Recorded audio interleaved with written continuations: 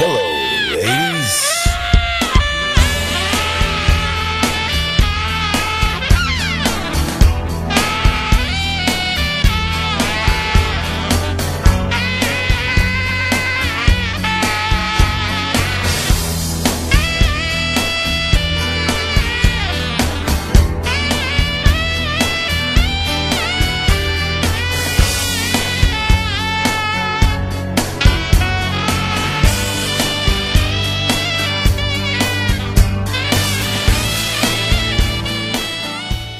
Pressure.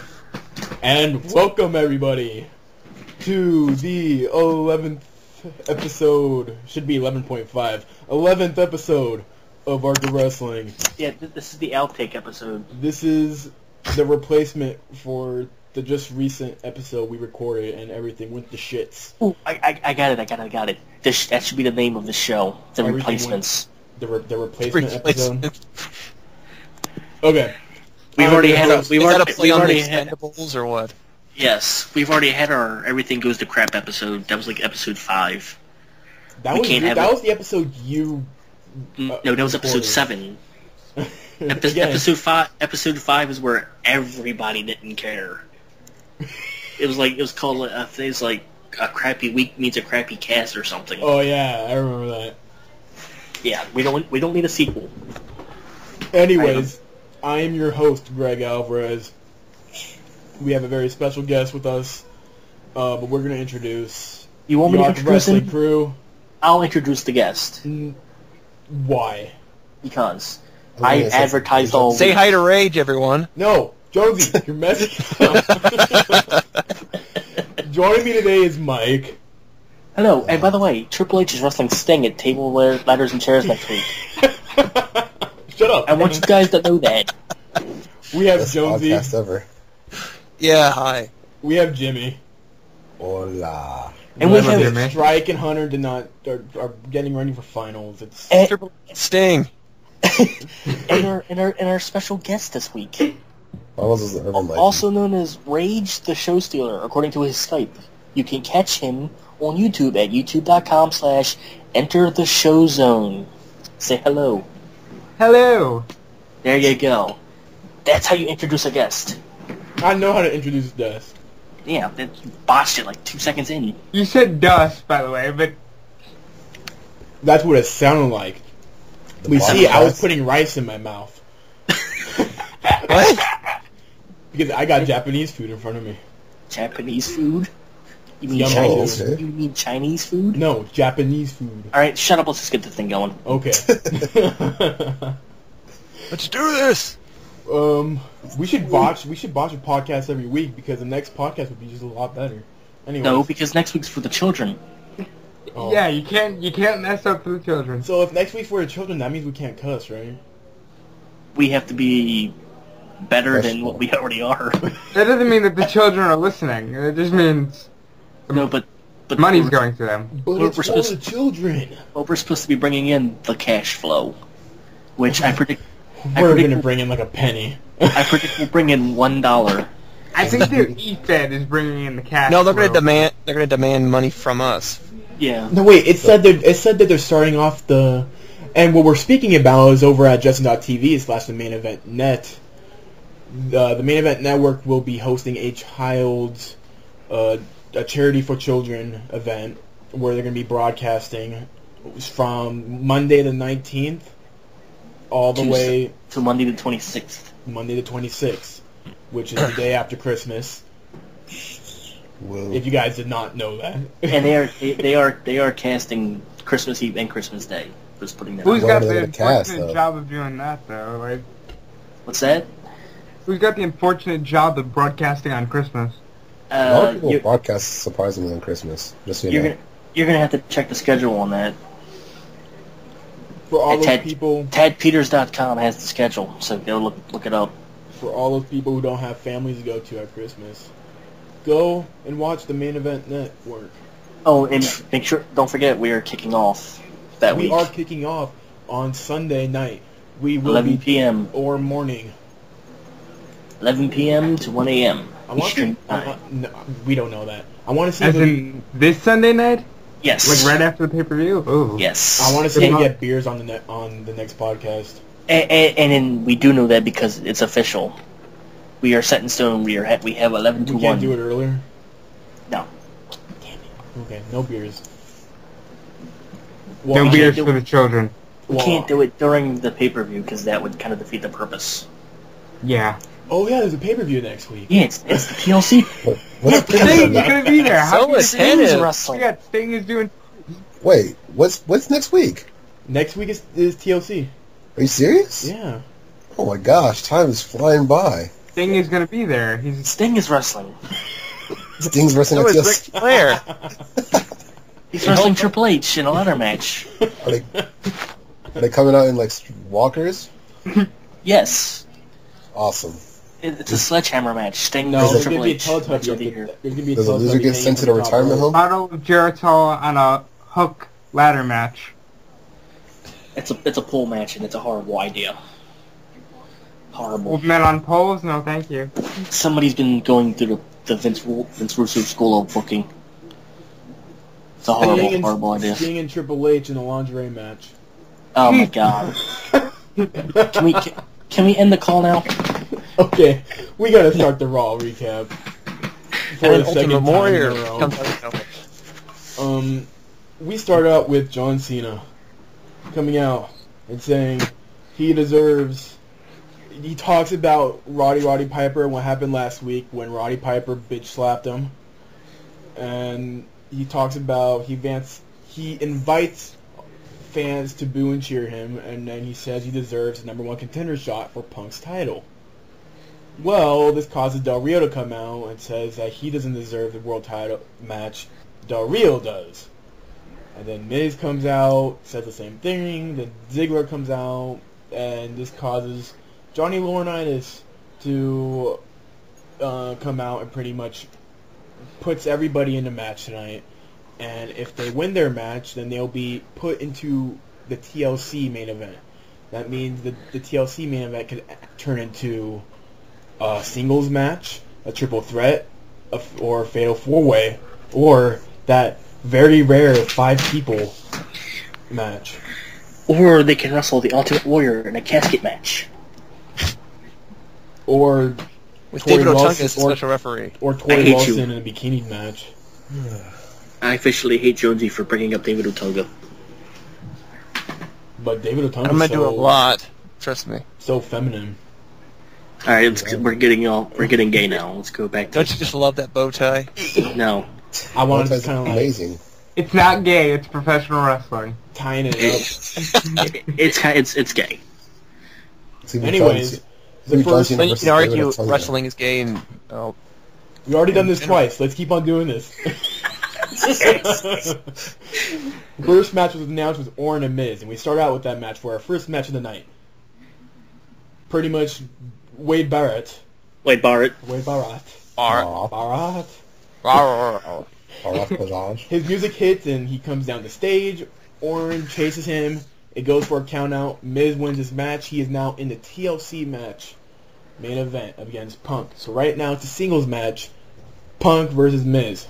Let's see where else it goes. And then we get a backstage where Zack Ryder and Johnny Laurinaitis are talking. He says that Dolph Ziggler has filed a complaint because of Ryder's U.S. title petition. Then John Cena comes in wearing all the Ryder stuff, and he was like, he needs a title shot. And then Laurinaitis puts Cena in a social experiment match. It's going to be Cena versus Ryder, and if Ryder wins, oh wow, How attractive. oh, jeez. I got a little rice in there. Oh. Did you really have to share that?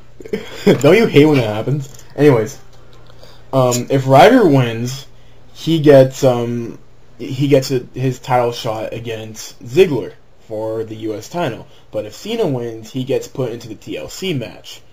And so they get angry at Laurinaitis, who ends up that match is going to happen. And then we go back again in another backstage area with David Otunga and Kevin Nash.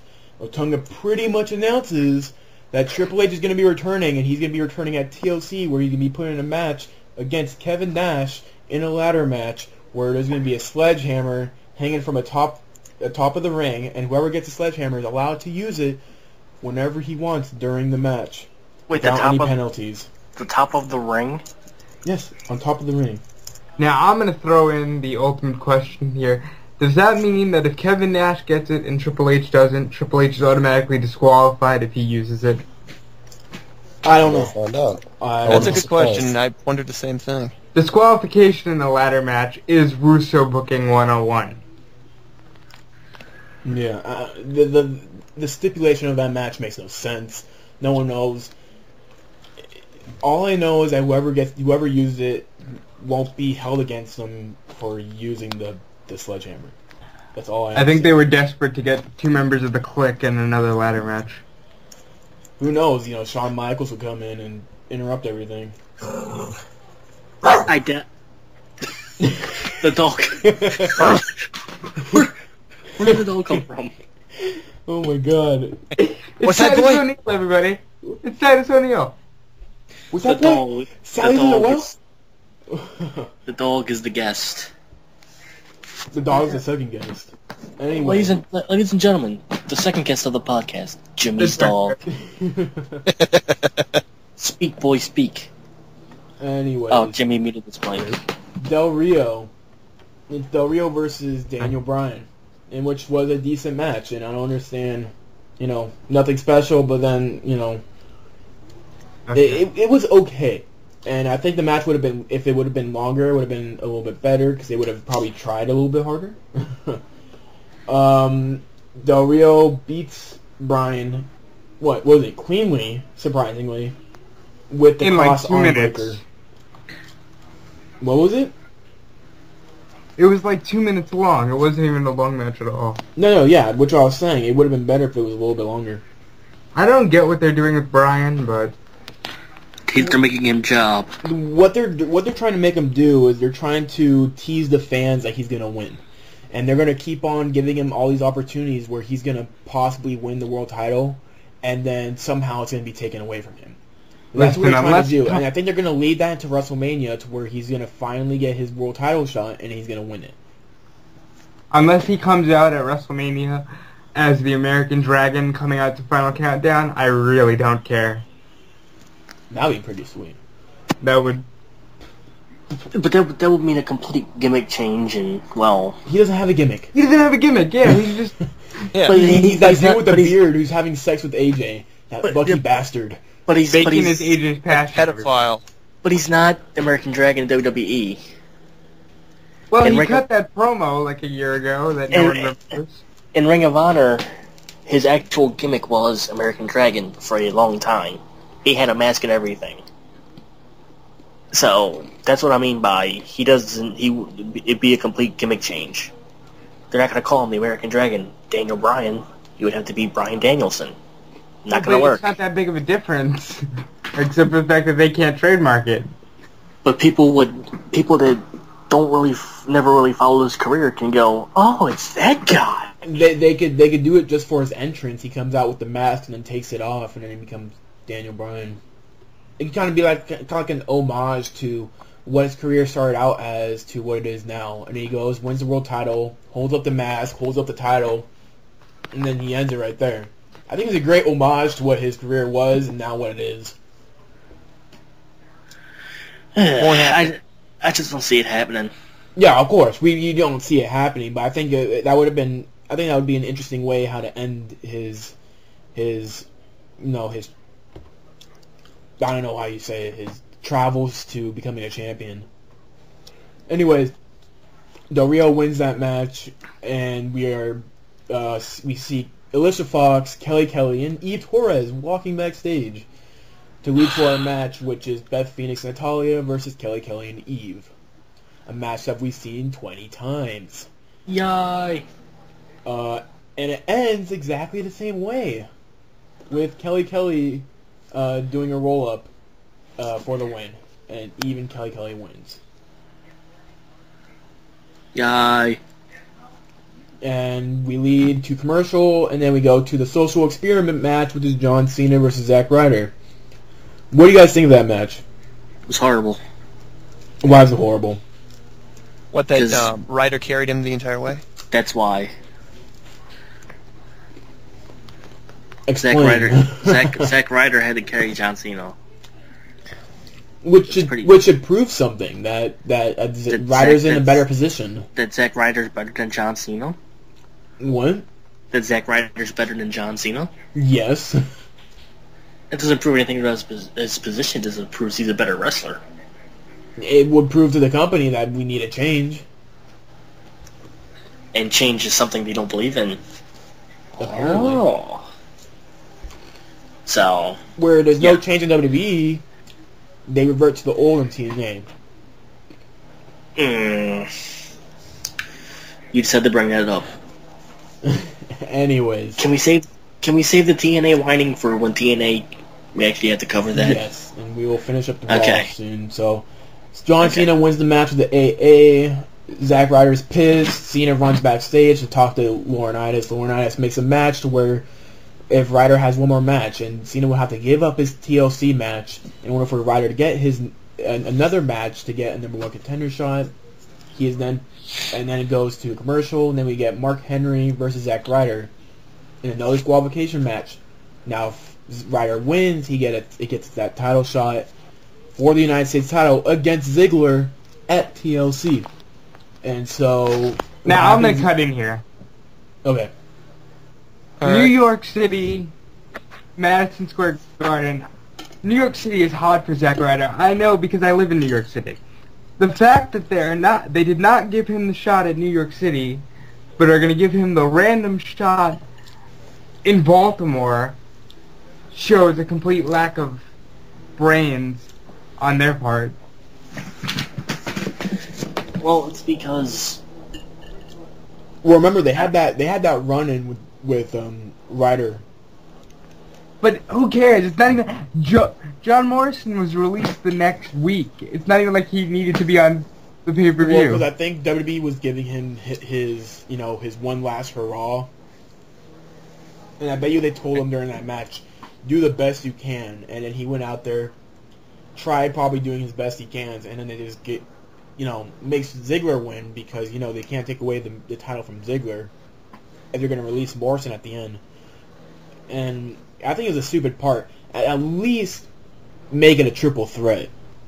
Or make Jomo turn heel and give the Ryder Morrison match. Why would you They've been building to that. Why would you have John Morrison turn heel 2 weeks before his contract expired? Well, that wouldn't make any sense whatsoever. Does anything that they're doing make sense right now is kind of what I'm getting at, Yeah, but to turn somebody heel 2 weeks before they're supposed to be leaving, it's kind of saying, we really don't know what we're doing, but we're going to do this instead. No, that doesn't... that really wouldn't work. Now think about this. John Cena, interference or not, Ryder scored a pinfall over the world champion. Remember a time when that used to make him automatically the number one contender for the world title? Yeah, but I doubt Zack Ryder would have been able to beat him cleanly. It was a no DQ match. If it was a regular match, Mark Henry would have won. Yeah, definitely. And it was. And why would they make it no DQ? It was kind of like they were expecting John Cena just to run out and do that. That's why it was no DQ. Foreshadowing their own terrible booking. What they could have done is they could have done a regular match, had the referee get knocked out, Cena comes out, does the AA, and then they wake the referee. I think that would have been a smarter way, but having a no DQ match really just hit at John Cena coming out and doing that. Well, if Cena would interfere without the no DQ thing, it still would have been predictable. Well, yeah, but I think it would have been a little bit smarter if it wasn't DQ. Once the ref gets knocked down, then you know Cena's coming out. Yeah, but still, it probably would have been a smarter move. Either way, it's still predictable. You still know he's coming out, regardless of... I don't think they're too worried about predictable right now. Now, okay, they just took away the title match from Cena. Does that mean we're not going to see Cena at the pay-per-view? Nope. Oh, yeah. But you gotta... I think they're going to use Ryder to turn Cena heel. Cena's never turning heel. They're not going to turn him heel. Never happening. They have to, because him trying to get cheered while everyone's begging The Rock to kick his ass makes him seem like the ultimate tool. Yeah, but think about the kids. Doesn't matter. Remember before Hogan's heel turn back in like 92? 96. 96. Jesus. I'm off. Whatever. He was booed by a lot of people except the children.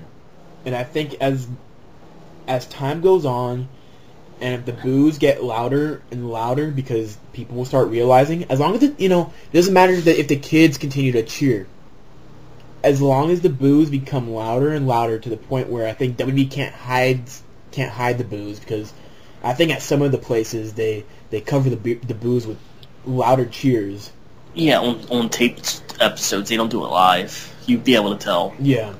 Yeah. But I think as long as the boos get louder and louder, they're gonna do the same thing that they not exactly the same thing, but they're gonna have that change. That's only when the crowd is ready to realize that Cena's ready for that change. He's not ready yet. The boos are there, but they're not loud enough in order for him to get changed. Because when Hogan got that change, those boos were everywhere, except the kids. The kids loved Hogan back then. But when those boos started coming out, Vince knew that they needed a change and they needed a new face. Then they brought in Bret Hart. Vince didn't do it. Stone Cold Steve Austin. Well, I'm just saying, when WrestleMania rolls around, John Cena will not be cheered. Oh no, he would be booed. And if he's cheered at all during that match, you know it's piped in cheers. Yeah. How can you pipe in cheers at a live WrestleMania, though? You can do it from the TV truck. Yeah, it's just an audio over an audio. Would they be that desperate? Yes. Yeah. Yes. Because news was it was leaked that one of the officials was afraid that Cena was going to get booed at WrestleMania, so they were thinking of turning Rock heel. So you can't turn The Rock heel. They'll cheer him anyway. If he's going into the Hall of Fame, going into the Hall of Fame that weekend, he's not getting booed. Why would they boo? Rock is going to the Hall of Fame? It's the rumor. He's got to be going to the Hall of Fame. It's the rumor since he's wrestling that weekend. He's he's gonna pull Ric Flair then. That's why he's gonna go into the Hall of Fame, do his last match, and then he's gonna retire completely.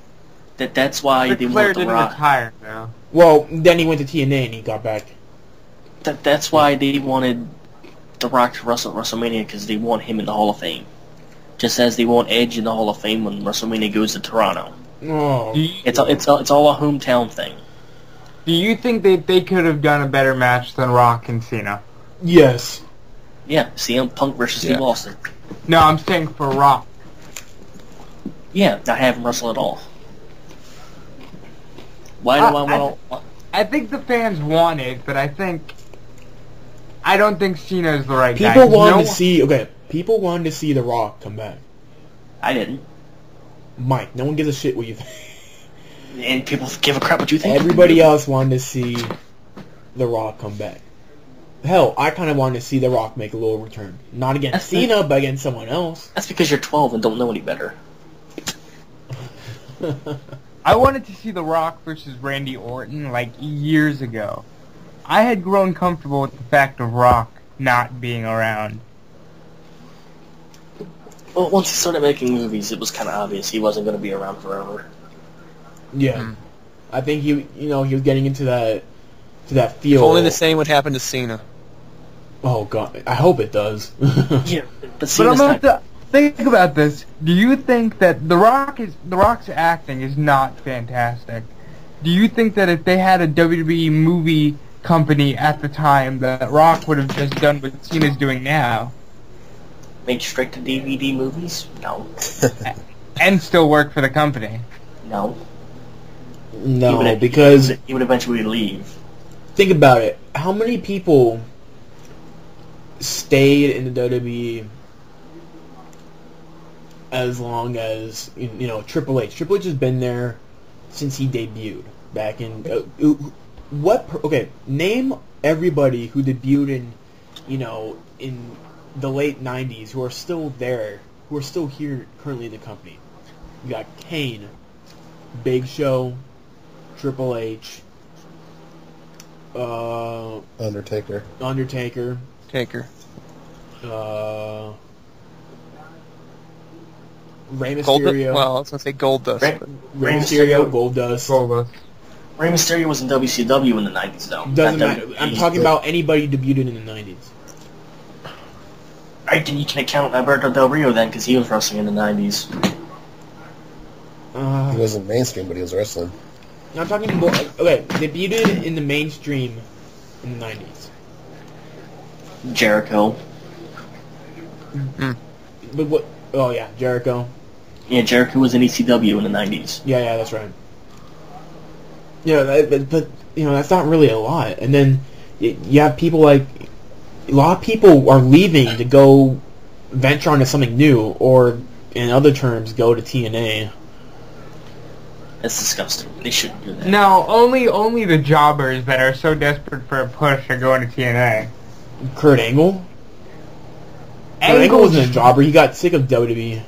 Angle just wanted a lighter work schedule. Angle has always said that he's open to going back.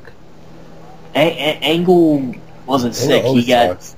he left because he was taking painkillers. They told him to stop. He said no, and they wanted him to take a break, and he said no. Right. That's why he left. Yeah, Not because and he was sick of it, because he wanted to pop pills, and they told him not to, and he didn't like it.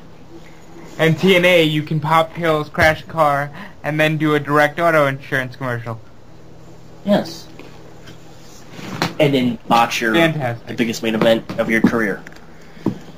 Yeah, you can watch the main event of the biggest night of the career, go to jail, and then still come back and get a world title shot. Then we'll save that a little bit later. Next we have Kevin Nash versus Santino Marella. Great match. I loved it. What? Hooray! It's a great match. And with a jackknife powerbomb on. It looked like crap. Yeah. No, actually Santino sold it pretty well. It's Santino. Now, for a guy who was being revered as a lazy worker in his prime, is it me or did Kevin Nash look the best he ever did? Oh, to be fair, I would have thought he would be a little bit fatter, but, you know, I was surprised that he kept his body at least. His figure. Well, to be fair, he was only out of wrestling for a year. Yeah. I mean, he was with TNA, and I bet you he was training like crazy in TNA. Well, he was probably training like crazy. He was still wrestling indies before he was on TV, so Yeah. he was still in shape. We have Sheamus versus Dolph Ziggler, and then, again, another decent match. I mean, Ziggler's been on a roll. He decent matches with Orton, a great match with Punk, and then he's in another pretty good match with Sheamus. And I just want to point out to all the viewers, I wrote the CM Punk match. Fuck you, Mike. No, you didn't. Yes, I did. No, you didn't. My name is all over that. Mike. No, you didn't. What? Why are you killing my dream of writing a good match for Raw? Because once you show me proof that you're part of the creative team, I get to punch you in the face because you're dumb as shit. I can't show you that legal confidentiality. Yeah, right. Whatever. Hey, I booked Raw and you made Triple H versus Sting at the pay-per-view. That would watch work, that. you know. That would really work. And then we have the contract signing at the end. We have Punk, Miz, and Del Rio do the contract signing. Punk's doing an awesome, awesome way of, just describing to everybody of, Titus O'Neil's we have back. another dog! Yay! Hold on, the dog has an opinion of Miz. Let's hear it. Oh, you muted this mic again. Anyways, Punk was throughout the entire time he was breaking the fourth wall. He's like, oh, so pretty much when I sign this, we're all gonna fight, right? It was pretty good. I enjoyed what Punk did during that. I mean, I enjoy everything that Punk does. And Well, he is a comedian. the brawls happen at the end, and Punk ends up holding the belt as Del Rio and Miz are laid out, and we go off air. That was the Raw. Now, Well, you're missing a couple parts. First of all, they showed Ryder like 50 times. And they really tried to shove Ryder down everyone's throats this past Monday. Well, it was the Ryder show. On Raw. And then they did the cryptic January 2nd promo. I honestly don't care about that anymore. Well, you know... I don't know why, but I'm not... When they first did it, I was like, oh, they're doing another one of these. I love these. But there's no like code to break. I love the code thing that they brought back with Jericho, because I remember sitting there like, you know, I don't know how it got my attention, but it did. And I would always pause the video, and they would put dates on there, and I would look it up, and it'd be dates of like Jericho versus Big Show, and Jericho won the title when he beat Big Show at this time. I'm like, this is clearly it's Jericho, but you know, it was fun them doing all that code, but this time it's like there's nothing to really figure out. It's one of those, here's a message, now you're just gonna have to wait. Well, I don't know. I think the creepy little kids that are writing something are building to. My assumption is that kid is just scribbling down Jericho's name, and that's what they're gonna show on the 2nd. But I like it. I like the idea of Jericho coming back, because God knows we need him right now. Well, we'll talk about this because Jericho recently put on Twitter about something. We'll talk about it in the news segment, but we're not there yet. We are going to be talking about NXT, which I actually forgot to bring up because NXT is that. Yep. Unmemorable. We are in week 143. No, are we? No. We are in week... I want to know what... It's 52 weeks in a year, so just think about that for... I'm joking. I want to know what Jimmy's dog thinks of NXT. Well, I'm not sure. He's kind of quiet right now. He's probably all ears. He's probably getting ready to take a big shit.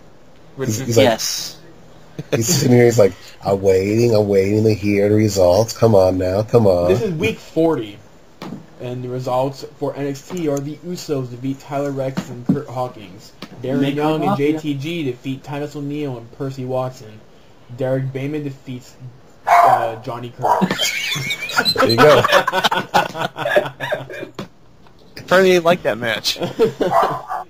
Oh, really? Uh-huh. Well, I have to disagree with you, dog, but, you know.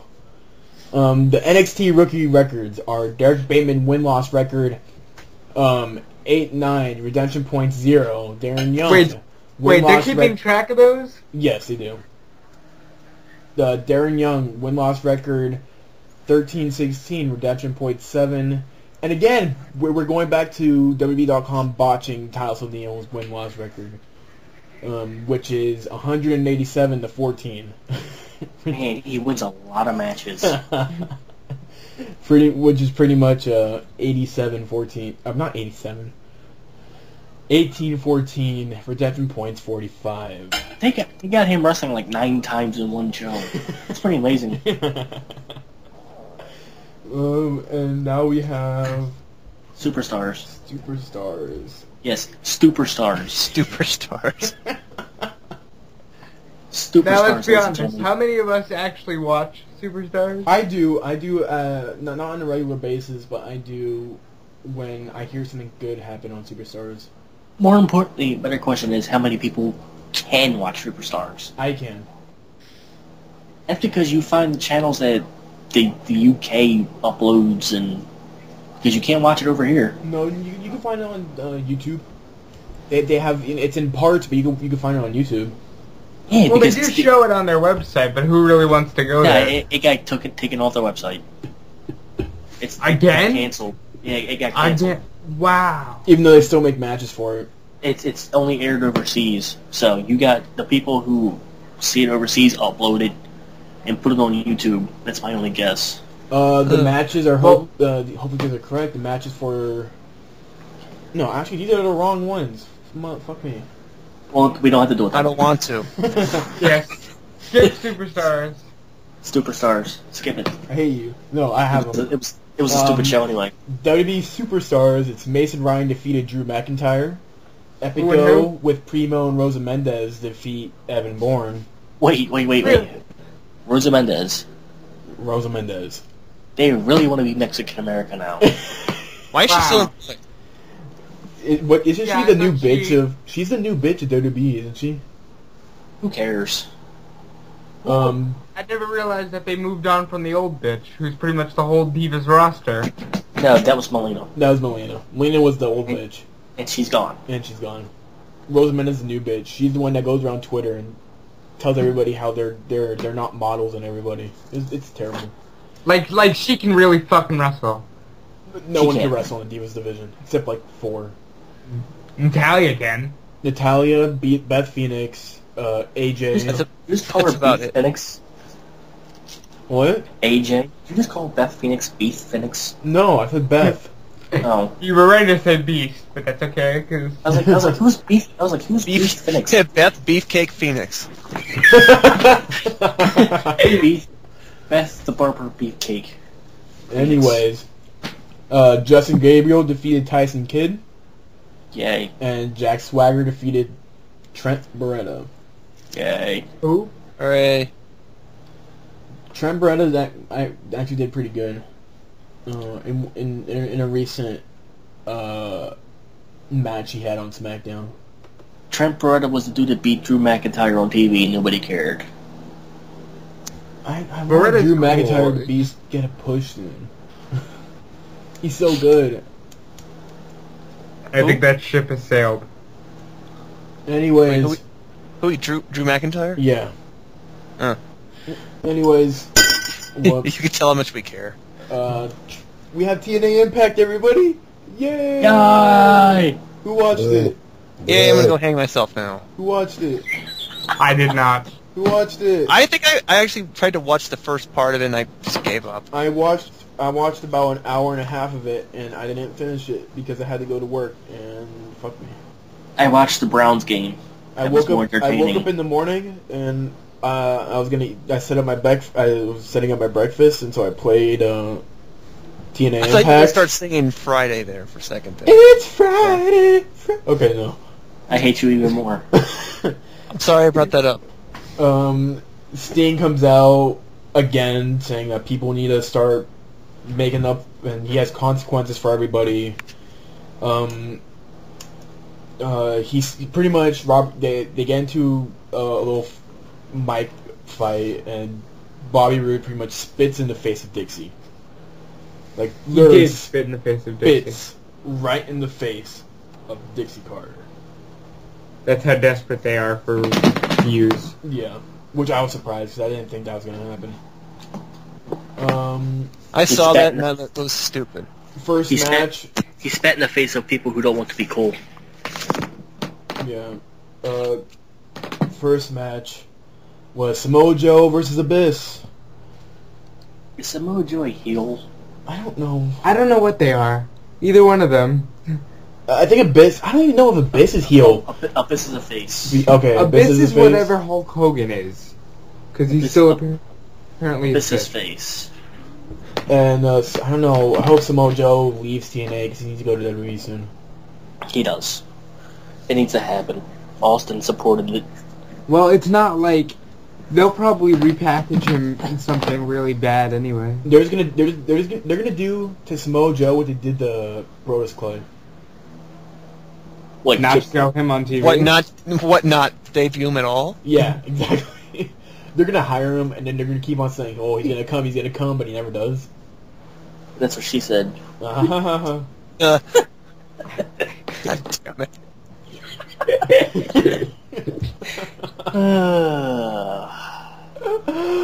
Anyways, it's one of them nights. It's one of them nights.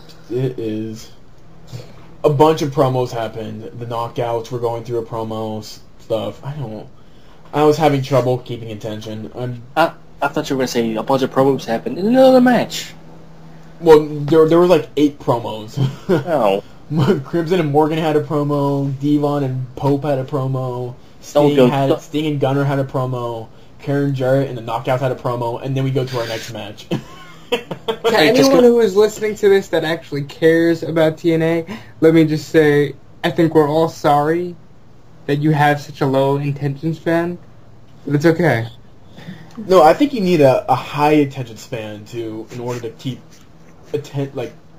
focus on these promos, because they're impossible to look at the promos and then like if the knockouts are, I can't hear anything that knockouts are saying because I look at Velvet and then just look at her boobs. Let's just say, Amen. let's just say Impact is not a show for people who have ADD. Exactly.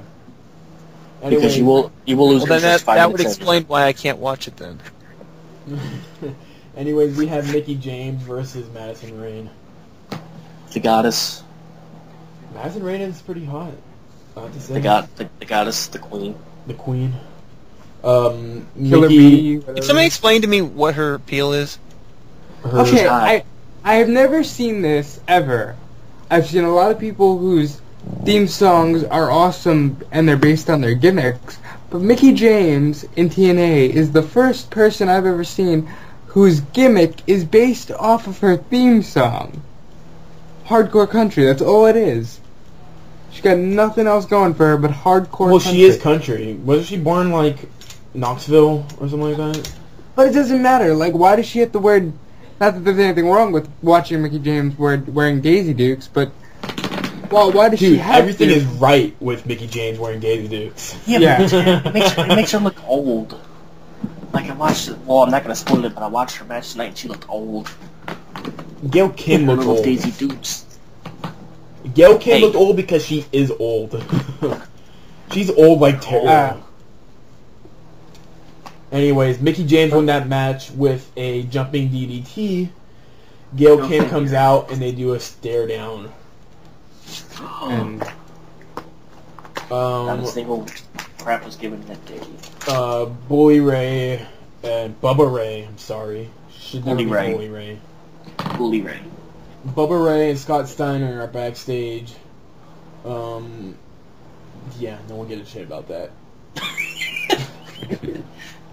Gunner once has again, sorry to you TNA marks. Gunner has a match with Garrett Bischoff, who, again, I've never seen in my life. For some reason, like, I stopped watching TNA right before that match, and I have since seen a picture of Garrett Bischoff in my life. I don't know Hold what on. he looks like. I don't know anything about him. Now, I believe it was Mike who told me that to brush up on Impact because I was going to be on the show. And I did see the Garrett Bischoff match. And in his Titantron thing, he's got like this little spinning logo that says Garrett. Like it's just an oval with his name. And then I realized that he's got that tattooed. He's got his own name tattooed like a name tag on his chest. I'm not sure. AJ No. has his name tattooed on his side. But I mean, like, it's like a name tag. Like, how... Do you have to really look down at yourself and say, oh, my name is Garrett Bischoff? Yes. I know I do. Like, hey, my name is such and such. Nice to meet you. You would have to move the boobs first, right? Oh, he's not that Okay, Ash. joke. Anyways, I don't know what happened next because this is a big paragraph.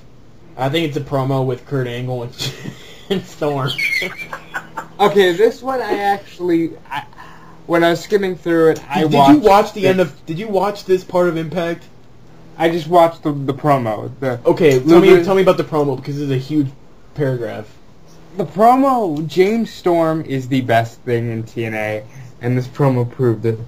I don't know, dude. I think Austin Aries is the best thing, and then it's AJ Okay. Styles, and then Thank you for reminding me. Austin Aries is the best thing in TNA, but James Storm is a pleasant surprise. I didn't think a drunken redneck could be so entertaining. He was really good in the promo. He was like intense about his match, which I won't spoil, but it's a damn shame that no one cared about the match. About your damn luck. It's not that nobody cares. It's just that the Impact. No, crowd it is because no one cared. Everybody who was there came from Disneyland. You mean Disney World? Oh, Disney World. I am sorry. Well, the Impact Zone is in Florida, sir. Okay. Not California. But continue.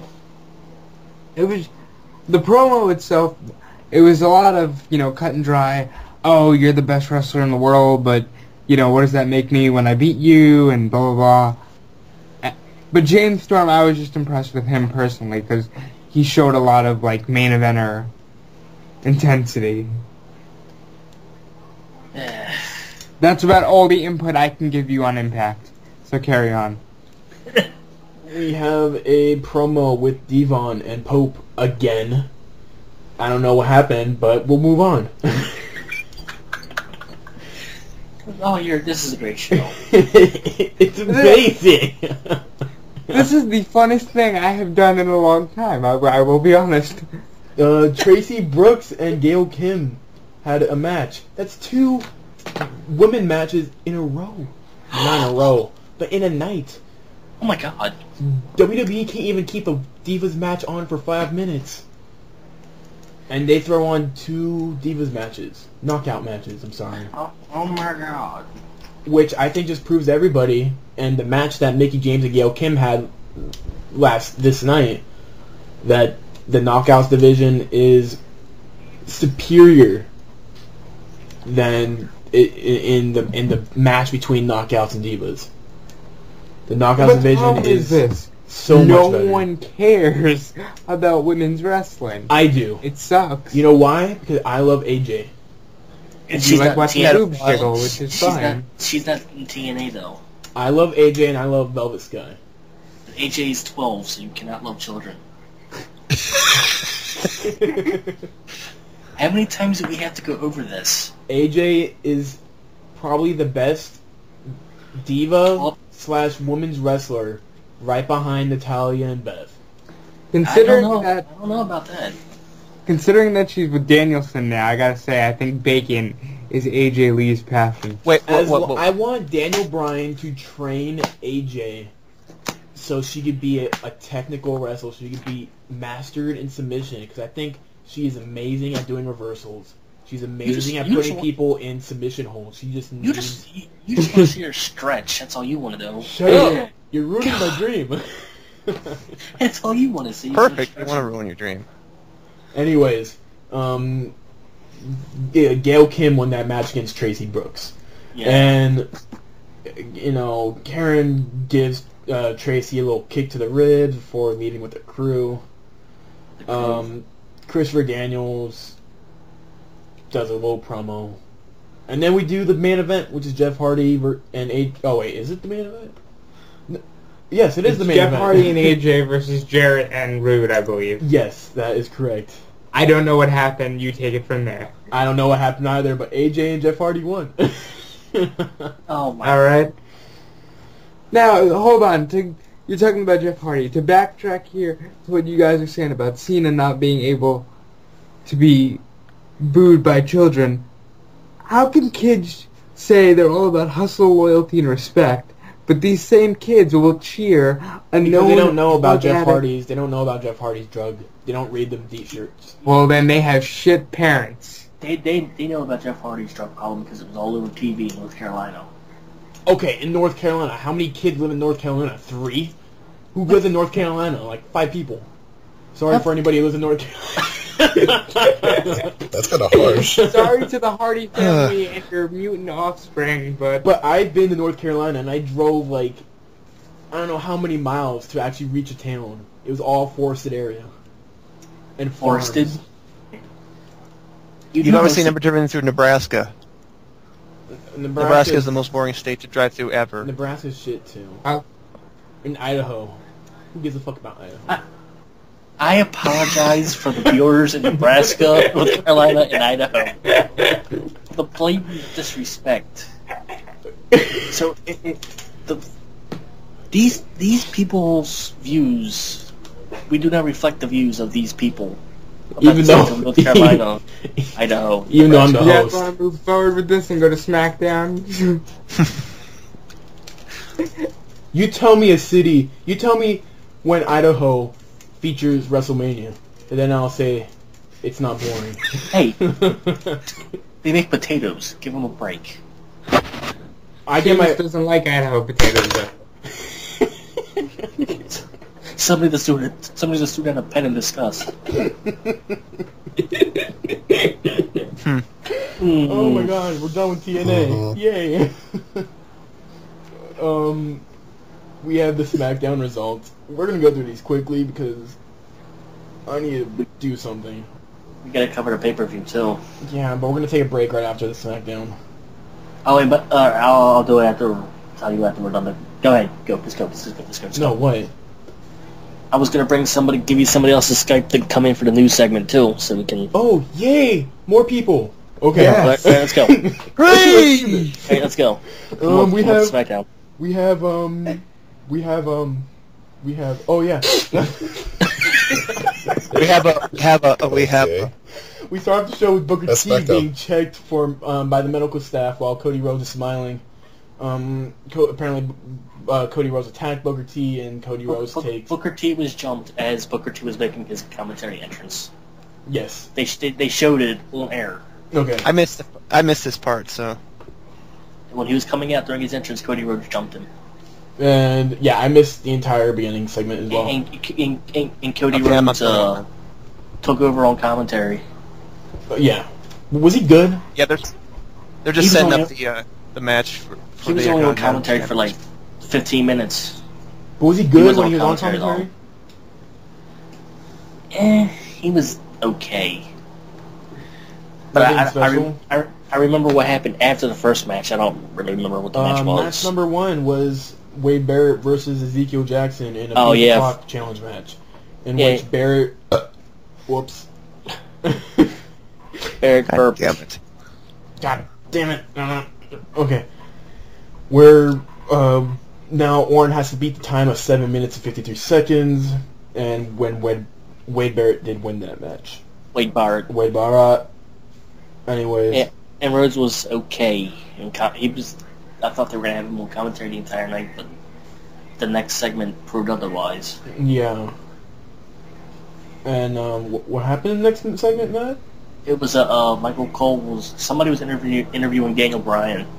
Josh Matthews was interviewing Daniel Bryan. And Michael Cole, they got into an argument match with him and Michael Cole, and Daniel Bryan. Oh, and Cody Rhodes came in to attack him. That's right. And Rhodes jumped him from behind, and then Rhodes walked off. Do you think they're gonna have Daniel Bryan versus Cole? I was thinking the other thing. I was thinking Daniel Bryan is eventually going to team with Cole. You think he's going to team with Cole? Like, have Cole as a manager or something. Why would that happen?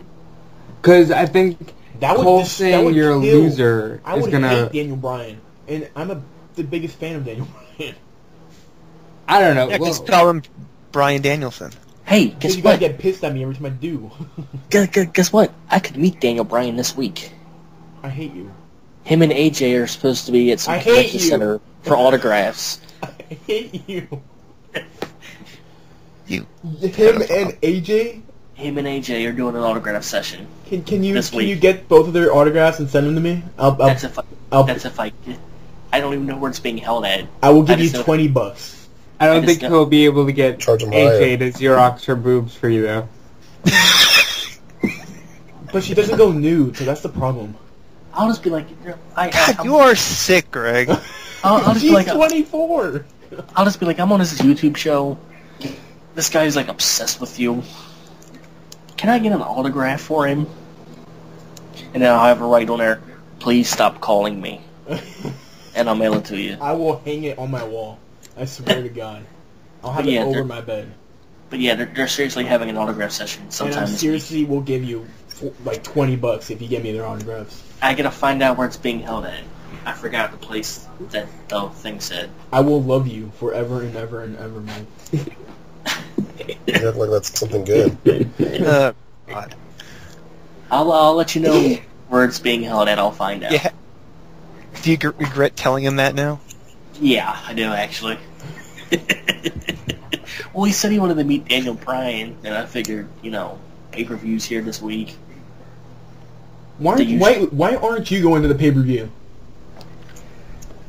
I'm gonna try this week to get like a last-minute ticket to go. if you can, we would love for you to take notes on everything that happens. If I don't, Yeah, take pictures. you just stand in pictures. Yeah, just let us know about the Sting sightings, alright, man? Yeah, Sting's Oh my god, hey you guys. I will get Sting's autograph for you, Greg. Anyways. You know what? On a funny, related note to end this weekly review. It's not even over yet. we're like not even through SmackDown. That's the end of the show there. Good night, everybody. We'll see you next week. We're not done with SmackDown yet? Oh, forgive me. we just finished the first match. Don't worry, we fuck up a lot too. Ah, well. Anyways. It's like this every week, so... This is nothing. This is nothing new. Alright, let's actually, this is a better podcast than... Yeah, because I'm actually talking for once. I don't know how the guys on Main Event could hate you guys. This is fun as hell. No, they hate us because we don't know what the fuck we're doing. It's fun to talk. It's fun to participate, but it's kind of like not fun to listen. No, we know what we're doing. It's just they just hate us because we're because I'll tell you this, because they are just so stuck in their own little thing. Like, if it's not coming from someone that is signed up with them in their like little e-fed stuff, they don't want anything to do with it. But we don't hate the Main Event Network. We love them because they are sponsoring our show. Not giving us money, but they are letting us hold our show on their channel. I love Main Event too. Tad is awesome. I'm just saying the people that watch Main Event. No, we have Chessman here already. Come on, man. We love our fans.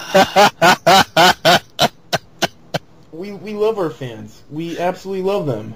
We love all three of them. We heart you, people. All three. Everybody who watches the Main Event Network, we love you. Anyways, we need to go back to our... Anyway! Man, this show's been as more off-topic as the episode when Joseph was here. Oh, God. I love that. We need to get Joseph back on here. That show went completely off-topic for, like, the first hour and a half.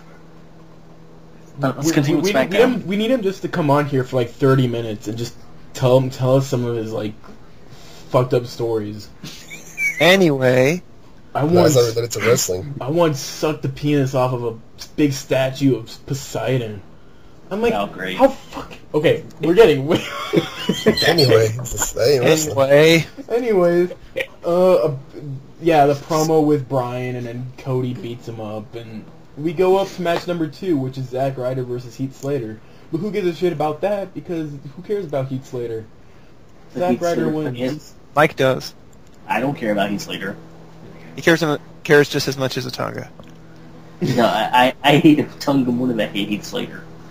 Okay, Mike. What? Otunga and Slater. If you had to pick 2 of them to win the World Heavyweight Championship, who would you pick? I would boycott wrestling altogether. No, it's either you pick those 2 or you die. I'd rather die. He'd rather die. Okay. Damn. He'd rather die in the arms of Otunga. I'm leaving the call right now. So I'm leaving the call. Otunga's holding Mike's dead body as a tear softly drops onto his forehead and rolls down his face as the credits roll of the greatest movie that ever was made. I hate you. It's just for that. Okay. Just for that, I am not getting AJ's autograph. Oh, I'm sorry. Too late. It's too late. Ted DiBiase versus Jinder Mahal. This is a rivalry that they've been trying to create because Ted DiBiase's DiBiase Posse party, yeah. Yeah. I don't know where this is going, but Ted DiBiase won that match. I was actually in the chat when you guys were arguing over whether or not Ted DiBiase could be over. I think he could be over. Alright, since I didn't get to really explain, because I was in the process of going somewhere as I was typing,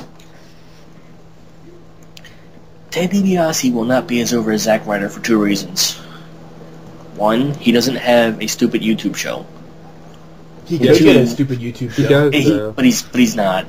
But he could. He has to be entertaining to have a stupid YouTube show. He could be entertaining. but he's not. How do you know?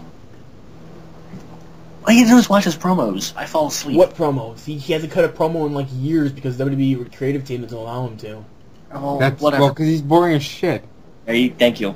Anyway, you have to have the fans care about what Ted DiBiase does. I The can. fans. Well, remember what you told me earlier? Nobody cares what you think. Damn. Okay. Remember that. It doesn't matter what you think. Doesn't Exactly. matter what you okay. The fans really don't give two whatever about Ted DiBiase. Two Sure, shits. he gets 3 cheers from the kids in the front row, but it doesn't mean anything because he's not going to go anywhere. And how could he play the common man when he's the son of the $1 Million Man? I don't care what crappy, gimmicky excuse they give for that. You are the son of the $1 Million Man. Okay, How okay. can you... So what happens? I'm sorry, but I mean, what you were saying? What happens if they gave him the gimmick of the $1 Million Man? They tried that. They tried. They tried it and it failed. But They failed. Yep. they didn't go. I don't think they dropped the ball on it. I think they could have done so much more. They teamed him up with Maurice and they gave him the belt. That's it. Ted DiBiase had Virgil. He had what's that dude's name? Maurice? No, Not a dude? Senior. Maurice Ted was the DiBiase dude. Senior. Maurice was a dude, what? You mean the $1 Million Man? Yes, the $1 Million Yeah. Man. Who did he have? He had Virgil. Virgil. He had Virgil. And he also had the Sherry. He had Sherry. Ted DiBiase never had Sherry. He had Andre the Giant for a Yeah, little he bit. did. He had Heenan follow him for a while. He had Jimmy Hart. He had Jimmy Hart. He never had Heenan. Yeah, he did he? He had Jimmy He had Hart. Bobby Heenan for like a couple months, didn't he? No, Heenan had Andre, and since DiBiase had Andre, DiBiase was just with them, but he was never with DiBiase. Hold on, let me look this up as you guys discuss this. But DiBiase had all these guys follow him. He was the $1 Million Man, and he was paying all these entourages to follow him and help him in his matches. He also had IRS. Yeah, IRS. There we go. That was the guy. Yeah. That was his tag team partner. I hear echo.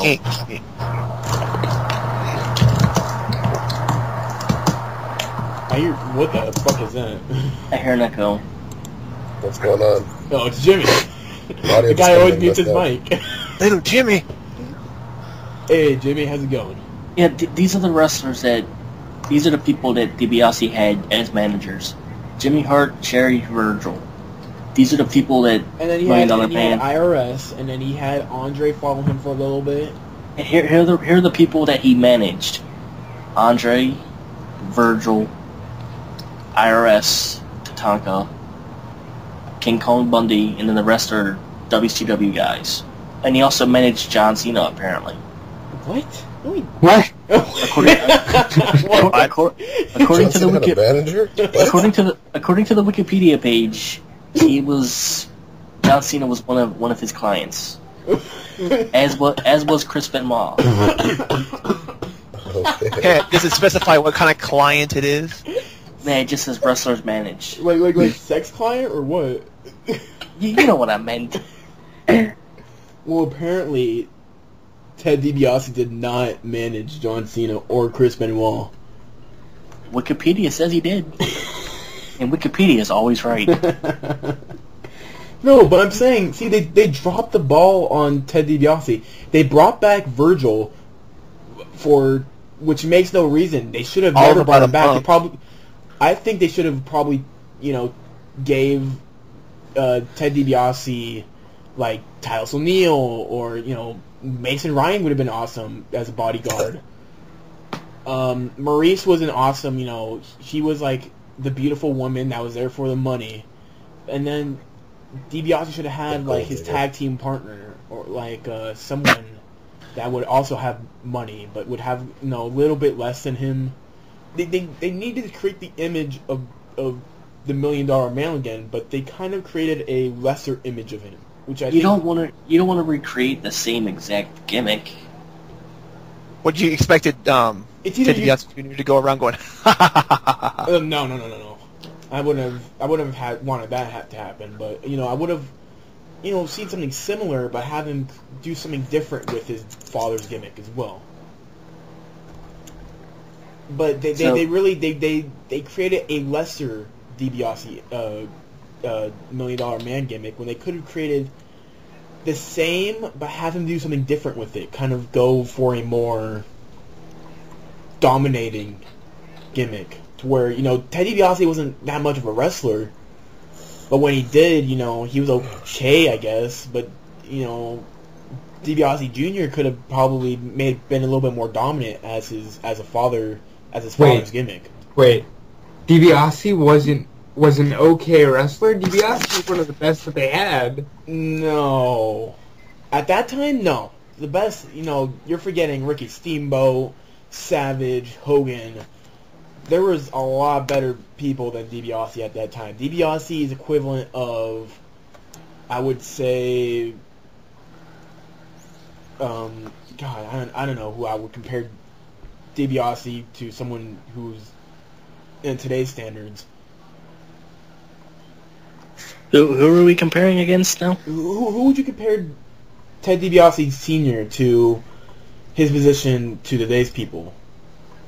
I mean, I guess I could kind of compare him to, Wade Barrett, to where, he's decent in the ring, but he's not getting that big.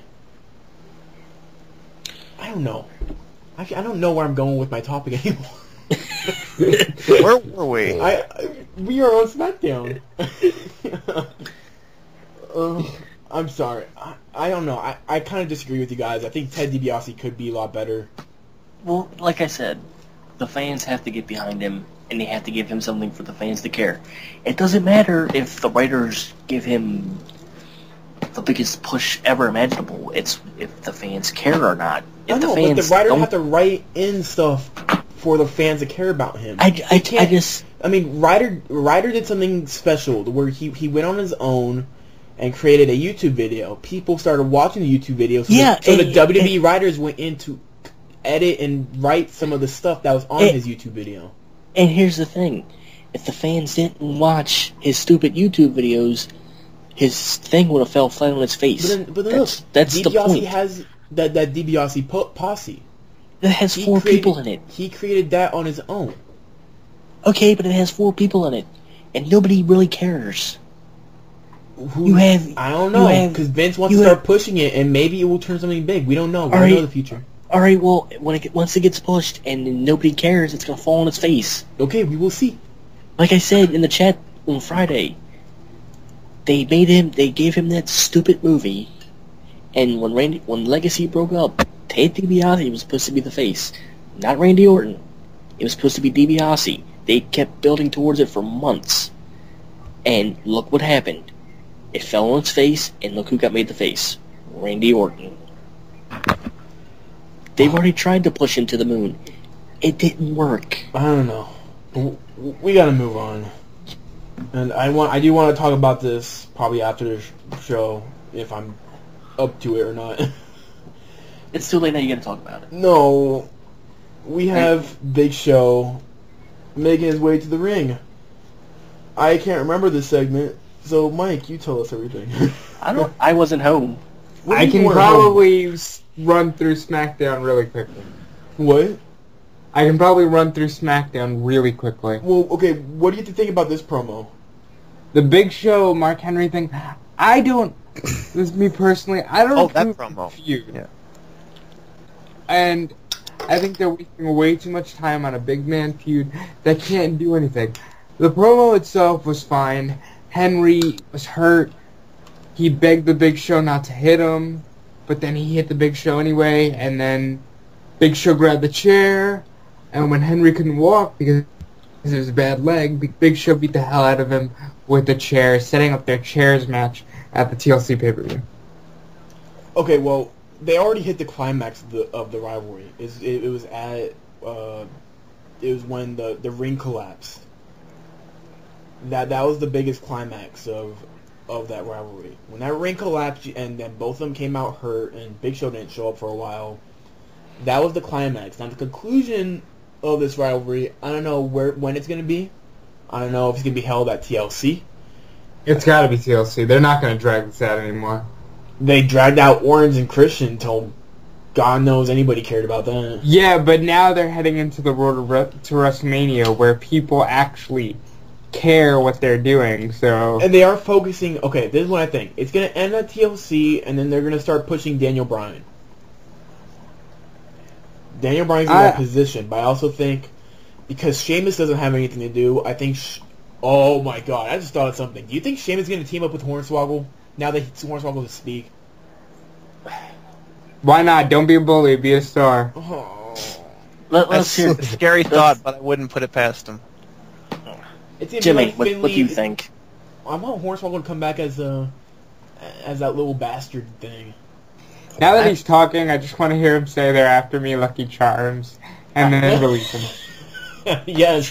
Backstage where he's still a leprechaun. I want to know what Jimmy's dog thinks about this. He's downstairs asleep somewhere. Oh, he said something. Oh. Okay. So, I mean, that kind of scares me that they're thinking about probably teaming up with Sheamus. I wouldn't like that. You really want me to hate Sheamus if he teams up with Hornswoggle? You know they're thinking of doing it. You know they are. Oh my God. Anyways. That's disgusting. Anyways. They did a beat the clock thing on SmackDown with Wade Barrett and Randy Orton. Wade Barrett fought Ezekiel Jackson. Randy Orton fought Dolph Ziggler. Whoever won got to decide Wade and Randy's stipulation for TLC. Randy won. He chose a tables match. And for some reason, they ended the show with the mid-card feud. Go figure. But what was the match? I wasn't home to watch SmackDown. it was Randy and Ziggler they ended the show with. Ziggler got put through a table and SmackDown. Wait, did you even talk about Bryan and Cody Rhodes' match? They didn't have a match, I don't think. Yeah, they did. Oh, did they? It was a lot of Cody working on Bryan's injured ribs. Then Booker T did a run-in where he chased Cody to the back. They did a horrible Oksana Teddy Long segment, which I hope they end really soon. And then Cody went to Theodore Long's office, and Teddy told him, "You've got a match with Booker T at the TLC pay-per-view." Wait, who walked in into the room and Oksana, and when he walked out, Oksana was checking him out? Was it Cody Rhodes? Cody. Do you think they're going to team Cody with Oksana? I hope not. It beats having her with Teddy Long. Because that's pretty stupid. I don't even know where to go. Let's hope he doesn't have another heart attack. Oh, God. Let's hope that's not a heart attack. Yeah, let's hope Oksana doesn't kill Teddy Long like Crystal Marshall did. Hey, Crystal Marshall was hot. Yeah, but she sucked. And that was all I don't care, because she was hot. to do the thing with Edge. If Teddy Long has another heart attack because of a woman, he needs to be fired. On the spot. Well, that was part of the storyline. It wasn't actually real, so... No, I'm saying, if they have another storyline like that. Well, if Teddy Long has issues with his health because of a woman, they're going to put freaking Viagra against the wellness policy, and that would be a huge issue for people. Oh, Lord. Well, then Vince McMahon would be fired then. Hey, maybe if they put Viagra on the wellness program, Cena wouldn't be so stiff during his promos. Oh, how dare her! Anyway. I hate you. Anyway, that's it for our weekly recap. We're gonna take a quick break, and then we're gonna discuss our pay-per-view results of TNA Final Resolution. So, And then followed up by the news and the rant. And our ending segment, the pop, flop, and botch. So we will see you, ladies and gentlemen.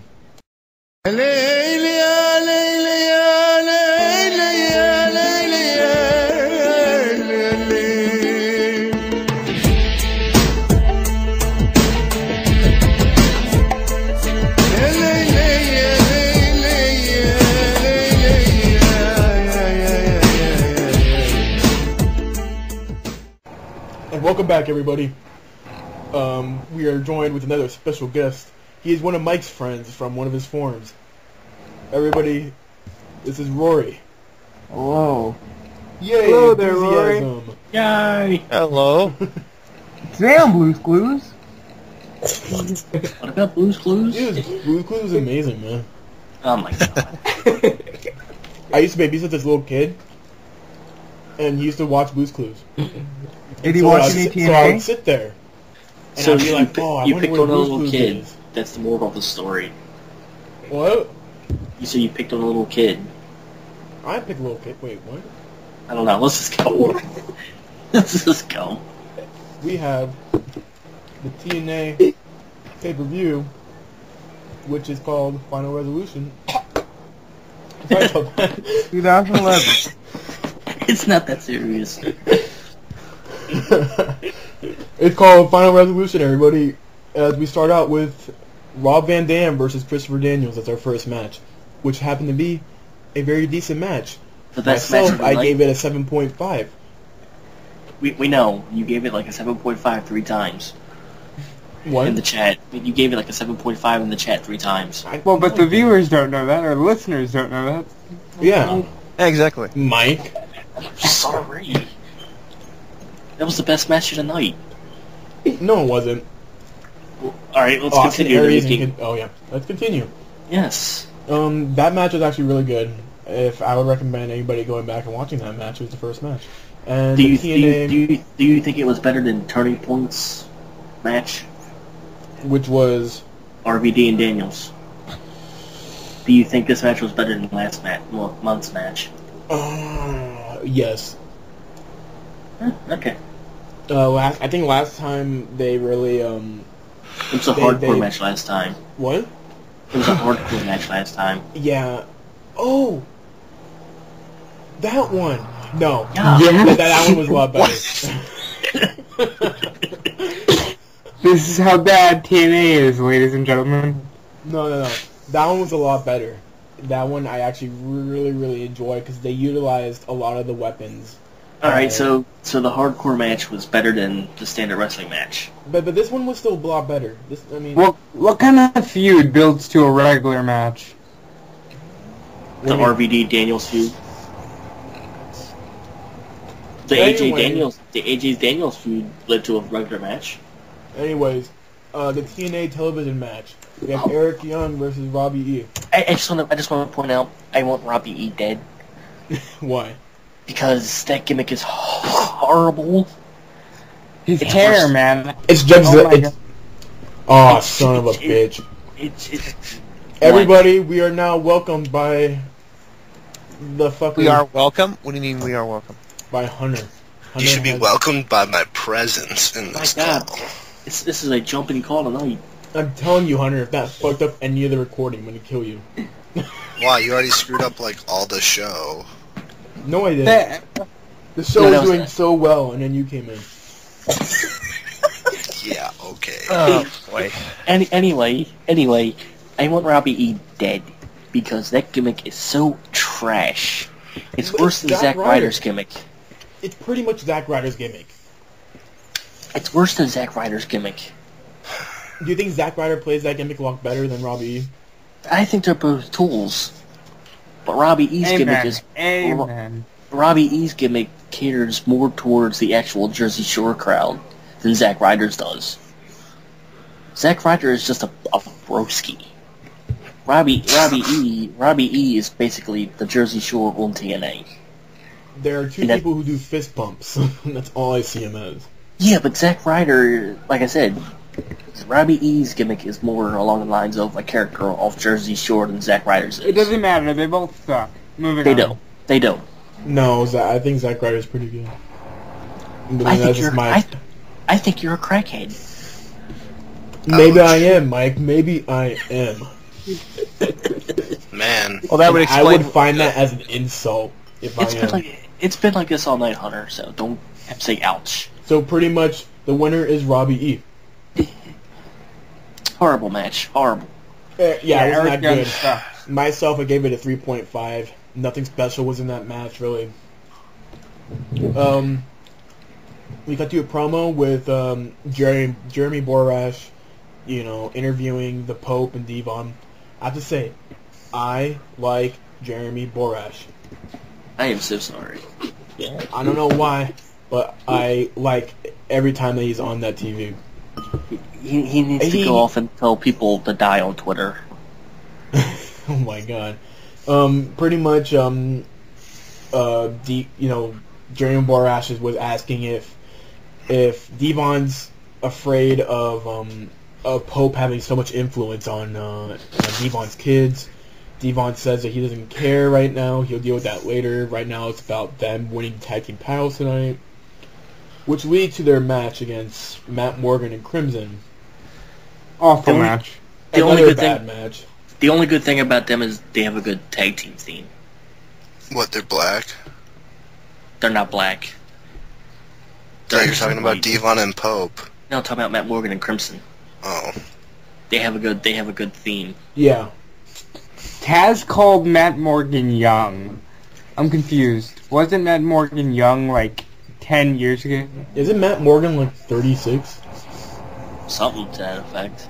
Yeah, but in like wrestling, in the wrestling world, that's pretty fucking up there. You're old when you turn about 35, 36. Yeah, in wrestling terms. In wrestling terms, that's when you become old. He doesn't look old, though. No, he doesn't look old. Well, actually, I'm going to look up how old he is. He doesn't have to look old, but you still know he is. There's a lot of guys that don't look old, but actually are. Punk looks old. Yeah, Matt Morgan's 35. I reckon he's old. Yeah, he's pretty much considered old now. Yeah. He was in baseball? Oh, in basketball? Yeah. He's like 6'8". He's like 7 foot. 7 foot. According to his Wikipedia. And Wikipedia is never wrong.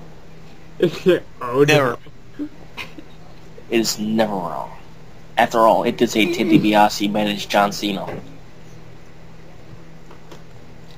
So, anyway. I looked up Obama one day on Wikipedia. What? I looked up Obama. What possessed you to do that? It was after one of his speeches, and I wanted to do some research on him. And Wikipedia was edited, like, right after that speech. And there's there was a lot of derogatory words thrown around. There was like, Obama raped a guy back in, like, 1982 and wasn't penalized because he was part of the FBI. I'm like, that can't be true. Did we go over who won the tag title match? And then Crimson comes in. Yeah, Matt Morgan and Crimson won that title match. Alright. Yeah, okay. The next match was... Next on this crappy pay-per-view. The TNA X Division match, which was the best match of the night, because they actually put on a good X Division match. It was Kid Cash versus Austin Aries. Well, And it's not people's fault Kid Cash is old. the greatest wrestler. I mean, not Kid Cash, Austin Aries. Yeah, he's the best wrestler on there. He's the best wrestler in TNA. Pick anybody from WWE. Who would you want Austin Aries to wrestle? CM Punk. That's what I was thinking too. But he's done that. Yeah, He can do it now. He's done that too. I know, but still, it was awesome. Holy shit! Austin Aries is 33. Really? He's been around a while. Yeah. He was in the Indies forever. He was in And Ring of Honor for like 6 years. Kid Cash is 42. Well, Wow. Kid Cash has been around forever. Yeah. He debuted back in like 1996, I think. Isn't Daniels in his mid-40s? Daniels? I don't know. Yeah, he's like 41. Daniel Bryan. Probably. You mean Daniel Doubt it. Bryan or Christopher Daniels? Christopher Daniels. Oh, well, Daniel Bryan is 30. Alright, who's got a truck driving through their house? Seriously, who's driving a truck in their house? Greg? Christopher, no, my house is completely silent. No, Is that he- my TV? Hold on. Christopher Daniels 40 years old. Greg's already had people yelling at him from outside his window. Shut up. What? When did this happen? There was a Mexican party outside my window. They could get a little drunk and rowdy. It's not my fault. Why did It sounded like they were... join him? It was because he's not Mexican. He's close enough. Oh, God. Oh my god. Dude, it sounded like they were right there, Anyways, Typey. the TNA Knockouts match again, which was a really good match. It was Mickie James versus Gail Kim. I give this match a 7.3. I give it a 4.9. Fuck you. That was for a knockouts, for a Divas, for a women's match. That was a pretty good match, and I haven't seen. Okay, to clarify, that means he enjoyed watching the boobs go up and down, and that pretty much made the match for him. Gail Kim has like B cups. It's not that exciting. Dude, somebody in the chat room was watching the pay-per-view and said she had the body of a teenager. Who? Gail Kim. Gail Kim has a nice body. She stayed fit, and I don't know how old she is, but she stayed fit. And I said the only way that match would work is if both were naked, and they weren't, so it didn't work. It was still a good match. No, it wasn't. I don't care what you say. And Gail Kim is 34, and old. And when you're a women's wrestler, you're old when you're 30. I think. Mae Young was 80, showing her tits on TV. Oh, God. Mae Young is amazing, though. I'm surprised you honestly remember that. I remember that still. It started me for life. Don't you remember that bikini match with like Michelle McCool, Crystal Marshall, Victoria, and Tori? And at the end of the bikini contest, Mae Young came out, strips out into her like lingerie. As they all it was like into like a swimsuit, like a full body swimsuit, and they all tried covering her up. It was. I think it was a Royal Rumble pay-per-view. What? No, I thought that was Smack. I think it was a SmackDown. She came out and it was like a bikini contest. Hold on, let me search for it. I know I've seen it. That was the Royal Rumble in 2000. She's done it so many times. Okay, I think I found it. Hold on. But for the Royal Rumble, they showed everything, and it scarred the life. That was the most disgusting thing I've ever seen in my life. That's why I remember. I love Mae Young, and it's gonna be sad when she passes. I don't want to see that. When she dies. Yes, when she passes on. So by the end of tonight, because she's so damn old. Hey, she said she's gonna wrestle when she's 100 against Stephanie's kid. Yeah, Hunter. She's just gonna kick the bucket right now. Right now, as we speak. Stephanie, I just told her to. Stephanie made a promise to her when she turned, when her daughter turned 17, that she would have that Mae Young would have a match with her. Is that even going to be legally allowed? Yeah. I think they're going to wait till she turns 18 for that, because I don't think they're legally as long as the parents watch over it, I think it's fine. She owns the company. It doesn't matter. State athletic commissions, they have the final say. It's not wrestling. Athletic isn't. It's fake. They still answer to the state athletic commissions. Regardless, it governs everything. Well, I mean, it's a private match. If nobody knows about it, it can happen. But if it happens on TV, then somebody's going to say. Well, they could do it if it's a private match. Why would it be a private match? They still have to go through it because if something happens with her daughter. Apparently, when she turns 17, Mae Young's going to be 99. And if she turns 18, she'll be 100. There you go, then. Wait, who are we talking about? I'm not paying attention here. Stephanie's daughter. I can't remember which one it is. Oh, okay. Rose, I think. She's going to wrestle Mae Young when Mae Young turns 100. We are completely off topic here. We're supposed to be talking about TNA, and we're talking about Mae Young. Proving that even a 100-year-old woman wrestling is more entertaining than TNA. Exactly. Kurt Angle versus James Storm. I missed the entire match. Okay, I was trying to order Japanese food, and a Japanese person couldn't understand me. So, what do you guys think about this match? Exactly. Apparently, at some point during the match, James Storm did the code breaker. He did. Now, someone asked Chris Jericho about this, and Chris Jericho simply responded by saying, "Who is James Storm?" on his Twitter? It's really funny. I need to go check that out now. That's pretty... Oh, then again, it's just Chris Jericho being a douchebag. But that's what he does best. Because he hates everything about TNA. I wouldn't be surprised if he didn't know anything. I wouldn't be surprised if he didn't even know anything about James Storm. I'm sure he knows about who James Storm is, he just never watched his work. And let's be honest. AJ's tweeting. I need to check that out. Oh my god. Fucking pedophile. God damn it. She sent like 18 tweets. It's amazing. I actually tweeted her the other day to get a retweet for the host of this podcast, and she never did it. I legitimately... Go ahead. Get AJ to be a guest on here. Yeah, right. We wouldn't want Greg fapping into the mic. If we had AJ on here, we would never get the show done. It would just be Greg drooling all over her in the call. We'd be sitting here going, "Oh, we got a show to record." No, I'm talking to AJ. Yeah, that's all you'd hear. AJ. Alright, calm down. Probably some slapping in the background. Yeah, setting him off. Yeah, he said it. He said it. Who's James Storm? He knows who he is, he just hasn't watched his stuff, because James Storm has done the code breaker for years. Okay, anyways. Get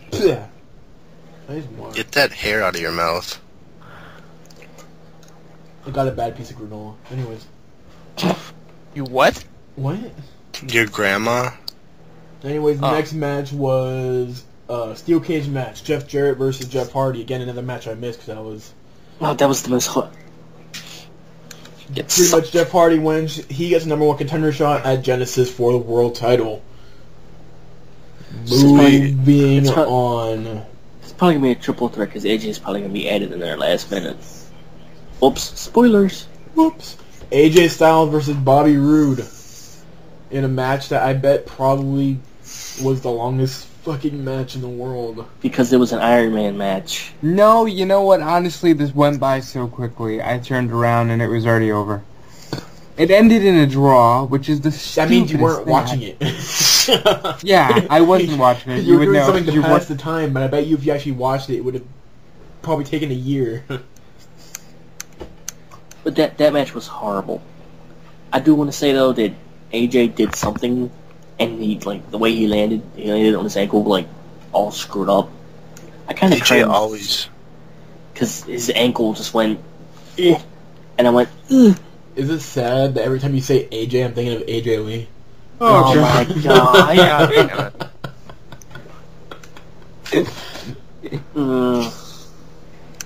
Anyways, that match ended in a draw. What was 3-3? AJ Styles got 3 wins. You skipped over the Jeff Hardy, Jeff Jarrett match. But I already said it. No, he already got that. Yeah. Greg's such a Woody Allen butt-loving pirate. You see how much I care? Hey, Woody Allen's pretty funny. I like Woody Allen. Yeah, but the pay-per-view, I give it a 3.9. It had some okay matches, but I would have to give it a 5. 4. They need to get the fuck out of the Impact Zone, period. And we're done with the pay-per-view. Hooray! Results. And we will be going to... What do you guys want to do? The rant segment or news segment? Bop. What all do you have for the news? For the news... let's see what we have for the news. Where's Jimmy? Hey, Jimmy. He had his mic muted, I think, because it's on. Former WWE Diva. Well, we are in the news segment right now, people. Yay! Okay. Former WWE Diva, Lita, was arrested in Georgia.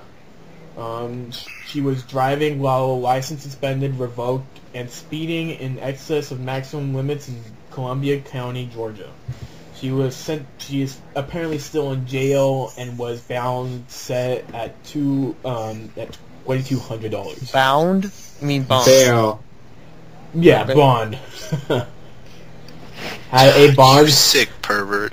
I want to see Lita bound by 220. Whatever. Oh my god. Why would you want to be bound by Lita? Amy Dumas, Lita, she's had like everything in her. Want herpes? is in jail and has a bond set at $2,200. $2,200. I don't know when she's going to be out, but I wish her luck. I don't.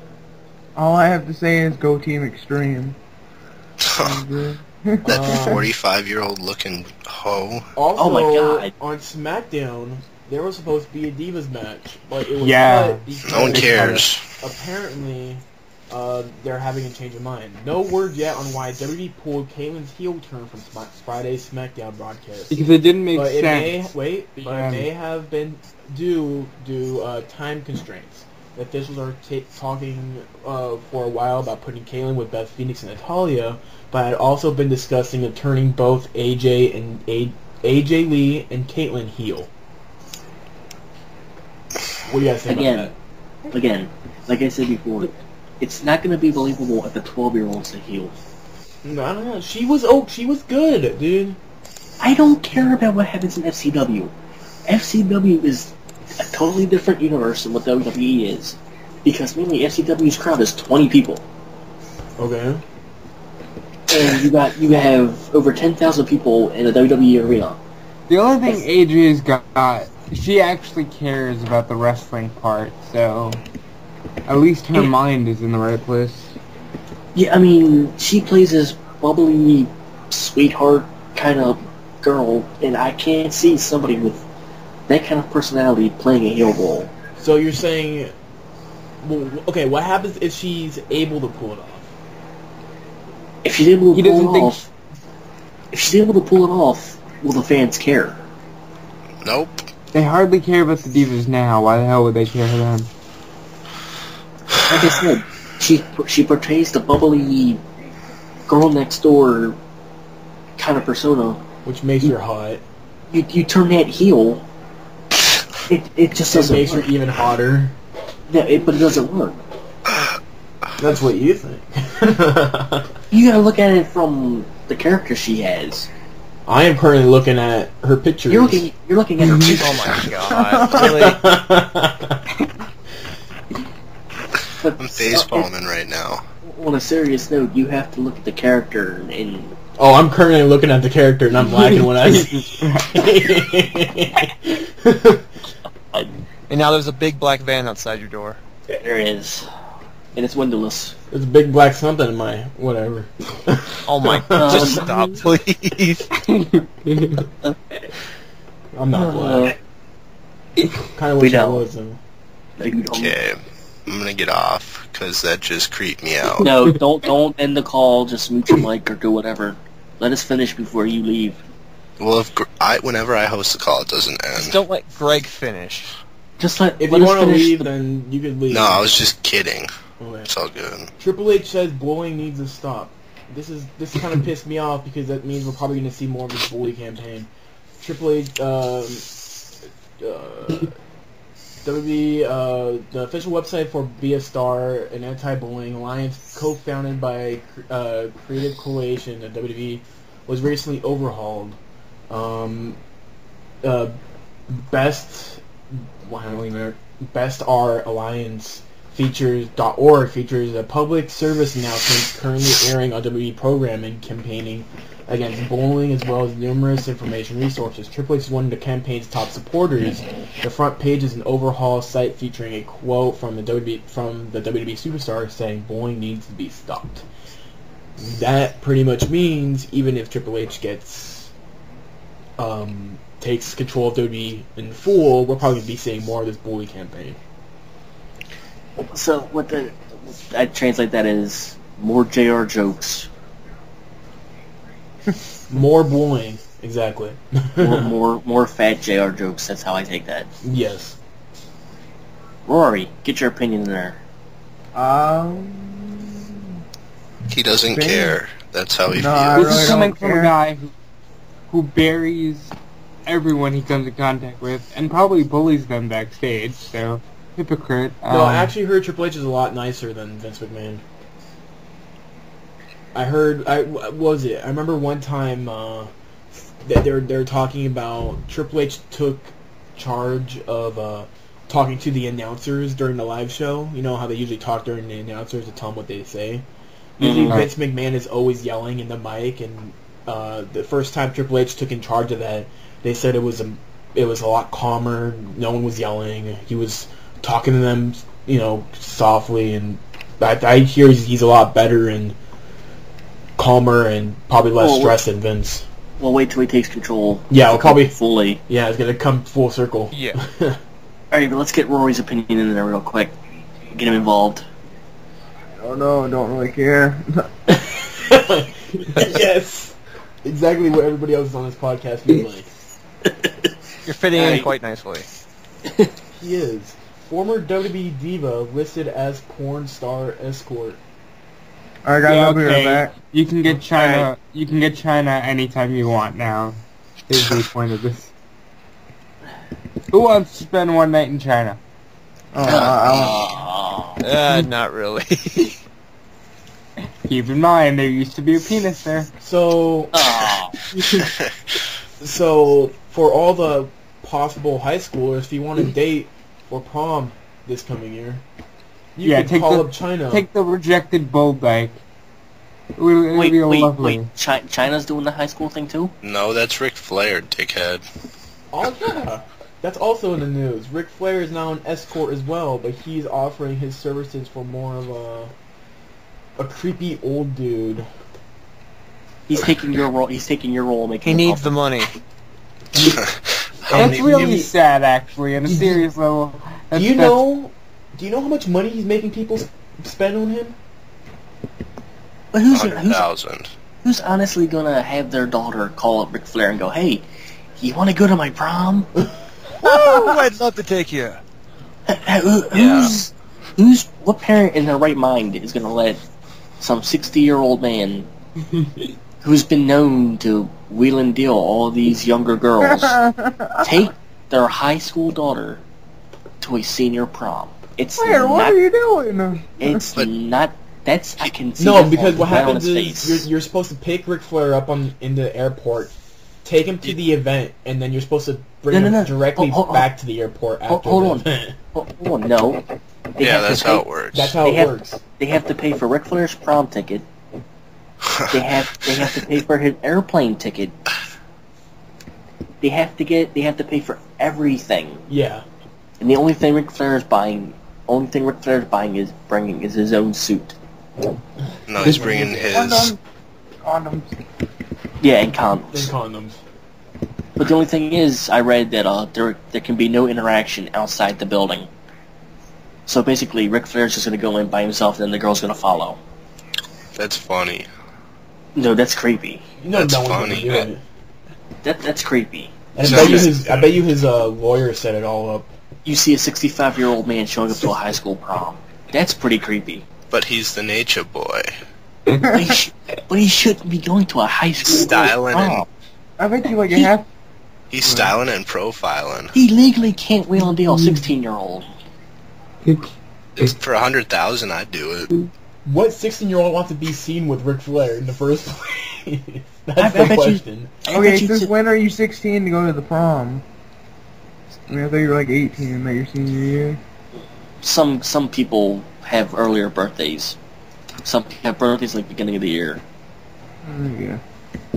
But yeah. Isn't it if you have to be a junior and a senior to go to your prom, but if a senior or junior asks a freshman or sophomore to a prom, that freshman or sophomore can go.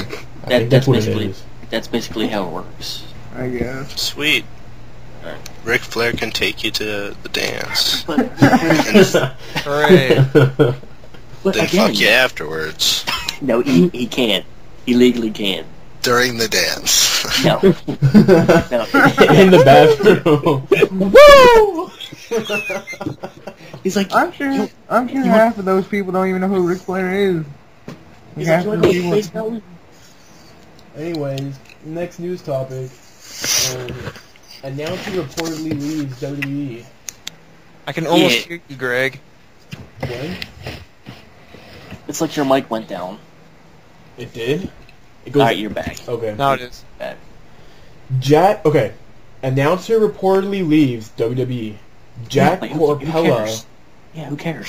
Jack Corpella, who had been announcing for WWE Superstars and NXT, had parted ways with WWE. First question. Really? Who the fuck is Jack Corpella? The end. Second question, why are we even talking about this? It's news. It's not news. It was a slow news week. Obviously. WWE considering a daily talk show for the new network. Yeah, Scott. So they're ripping off SportsCenter. So they're ripping off Conan O'Brien pretty much. Today's special guest. Not. They're already making a show where they do a wrestling recap, like ESPN. They're talking about a talk show where wrestlers will go on and talk about. It's God knows essentially what. That Tuesday Night Titan or whatever it was back in the 80s. The only show I'm looking forward to on the WWE Network is the House of the Legends, or the Legends House, or whatever. I don't even know if I want to see that. I want to see the Iron Sheik. What I see is going to be like the Iron Sheik, Roddy Piper, and like Howard Finkel all in one house trying to get over like who's going to wash the dishes after dinner tonight. Dude, you would. So it's the real world WWE version. You wouldn't want to see that. And then they wrestle in the ring and they all break their hips. Dude, that would be so amazing. yeah, I wish. I don't Dude, know. That would be like seriously amazing. Triple H featured in Unsexiest Men in 2011. We're talking about this. Really? He's ranked number 20 in Boston Phoenix Unsexiest Men of 2011. This is news. Isn't Beth Phoenix the first? I think she's like number 1 on the man's side. Wouldn't that be Chyna or Lady Gaga? I'm pretty sure I read it on Lords of Pain that Beth Phoenix is number 1 on the women's or men's, I don't know. Anyways. I have a Ring of Honor card to go through, but we can wait till we're done the news. No one cares about Ring of Honor. Nobody cares about I care about Ring of Honor. Nope, you really don't. If you cared. I'll save the Ring of Honor card for the last part of the news. We're done. Alright, this is the current card for It's slow news week, I told you. This is the updated card for Final Battle that takes place on December 23rd. Alright, I'm going to go through these from the bottom up. We have the All Night Express, which is Kenny King and Rhett Titus, versus the Future Shock, I don't know who that is, versus the Bravados. Some Big O'Reilly. Alright, I don't know who they are. Versus the Bravados, versus the Young Bucks. You guys have to know who they are. I don't care. You don't know who the Young Bucks are? We know who the Young Bucks are, go. Alright, stop trolling. Not really. It's Generation Me. That's who the Young Bucks are. Oh, From TNA.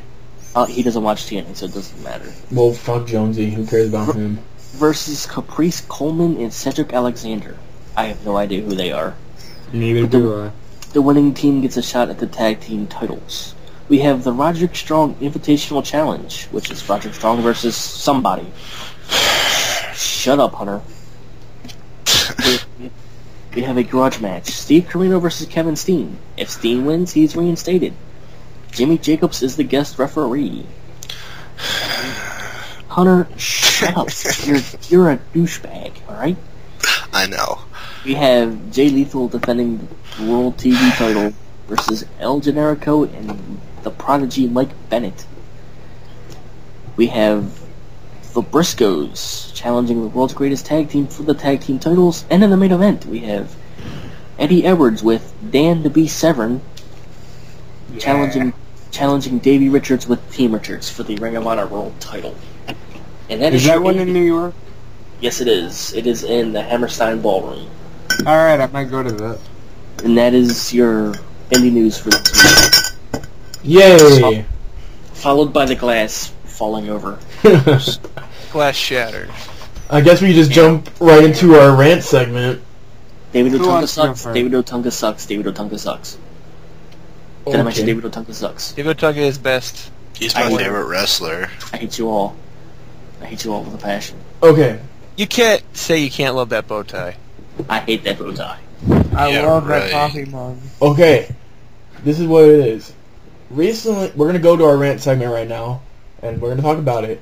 Recently, WWE has posted on their website that WWE Magazine has created a list of the top 25 rivalries in the past 25 years. This is a terrible list, and I'm going to read it. There's no specific order, but I'm going to put it in an order in which it was on... I'm going to put in the order in which it was on WWE.com. I'm going to go through this quickly. Number 25, it's Stone Cold Steve Austin versus The Rock. Number 24, Bret Hart versus Shawn Michaels. Number 23, The Undertaker versus Triple H, the 2011 rivalry, I guess. No business being on the list? Yes. Number 22, John Cena versus Randy Orton. Number 21, Vince McMahon versus Steve Austin. Number 20, Ricky Steamboat versus Ric Flair. Number 19, Triple H versus CM Punk. Number 18, Eddie Guerrero versus Rey Mysterio. Number 17, Edge and Christian versus the Hardy Boys. Number 16, Shawn Michaels versus Chris Jericho. Number 15, Triple H versus Batista. Number 24, Randy Orton versus Christian. Number 23, Owen Hart versus Bret Hart. Wait, 23? Are you going up? Are you going from 1 to 25 or 25 to 1? I mean 13. 13. Owen Hart versus Bret Hart. Number 12, Hulk Hogan versus Randy Savage. Number 11, Undertaker versus Kane. Number 10, Kofi Kingston versus Dolph Ziggler. Number 9, Bret Hart versus Steve Austin. Number 8, Trish Stratus versus Lita. Number 7, Rick Rude versus Jake Roberts. Number 6, The Miz versus Morrison. Number 5, Mick Foley versus Triple H. Number 4, Sergeant Slaughter versus Hulk Hogan. Number 3, The Undertaker versus Edge. Number 2, CM Punk versus Rey Mysterio. And number 1, John Cena versus The Rock. First of all, half of those things aren't even feuds. I know, they've all been built from, like, this year. I'm going to post the list into the Skype call so you guys can look at it. But, you know, it shows just how terrible WWE's... And I went back to go look at their top 25 list, and they're all fucking terrible. That's their list. If you guys want to look at that, let's talk about what you would take out and what you would replace. There's some good ones in there, but most of them are shit. They picked some of the best rivalries, but, you know, I think they dropped the ball on some of those. Like, Kofi Kingston versus Dolph Ziggler. You couldn't think of anything better. Just because they had, like, a bunch of matches doesn't mean it's really a... It's like they hired someone who never watched wrestling ever in his life since 2006 when he got hired, and then decided to come up with this list not knowing the entire Attitude Era or the Invasion Era or any of that, and just picked the matches that he heard were awesome matches, and then just started picking random shit. Really? Bret Hart is number 24 versus Shawn Michaels? No, remember, this is in no specific order because the WWE didn't put it in any order. But just take out those numbers, but that's the list. Triple H and CM Punk, what? They didn't even feud. They didn't even have a match. They didn't have a climax. All they had was a beginning and a conclusion. I bet their climax was their conclusion. Number 1 should have been Austin McMahon. Number 2 should have been Bret Hart, Shawn Michaels. That's the top 2 feuds also, ever. Okay, look, things that they're missing from that list. Andre versus Hogan. Ricky Steamboat versus Randy Savage. DX versus Nation of Domination. The Invasion storyline. No matter how poorly that was pulled out of their ass, it was still the switch of a new generation. It was amazing. Hunter and The Rock. Why is that not on this list? Yeah, Triple H versus The Rock. I mean, what the fuck? Did you mention Shawn Michaels versus Triple H? Was that on the list? God. How could you not put that on there? Well, you know what? Here's the thing. Like you mentioned, some guy probably was hired in 2006 when that feud was already over, and they were the best of friends again, so... You know, I was talking about this in the Skype call, and I'm trying to bring it up.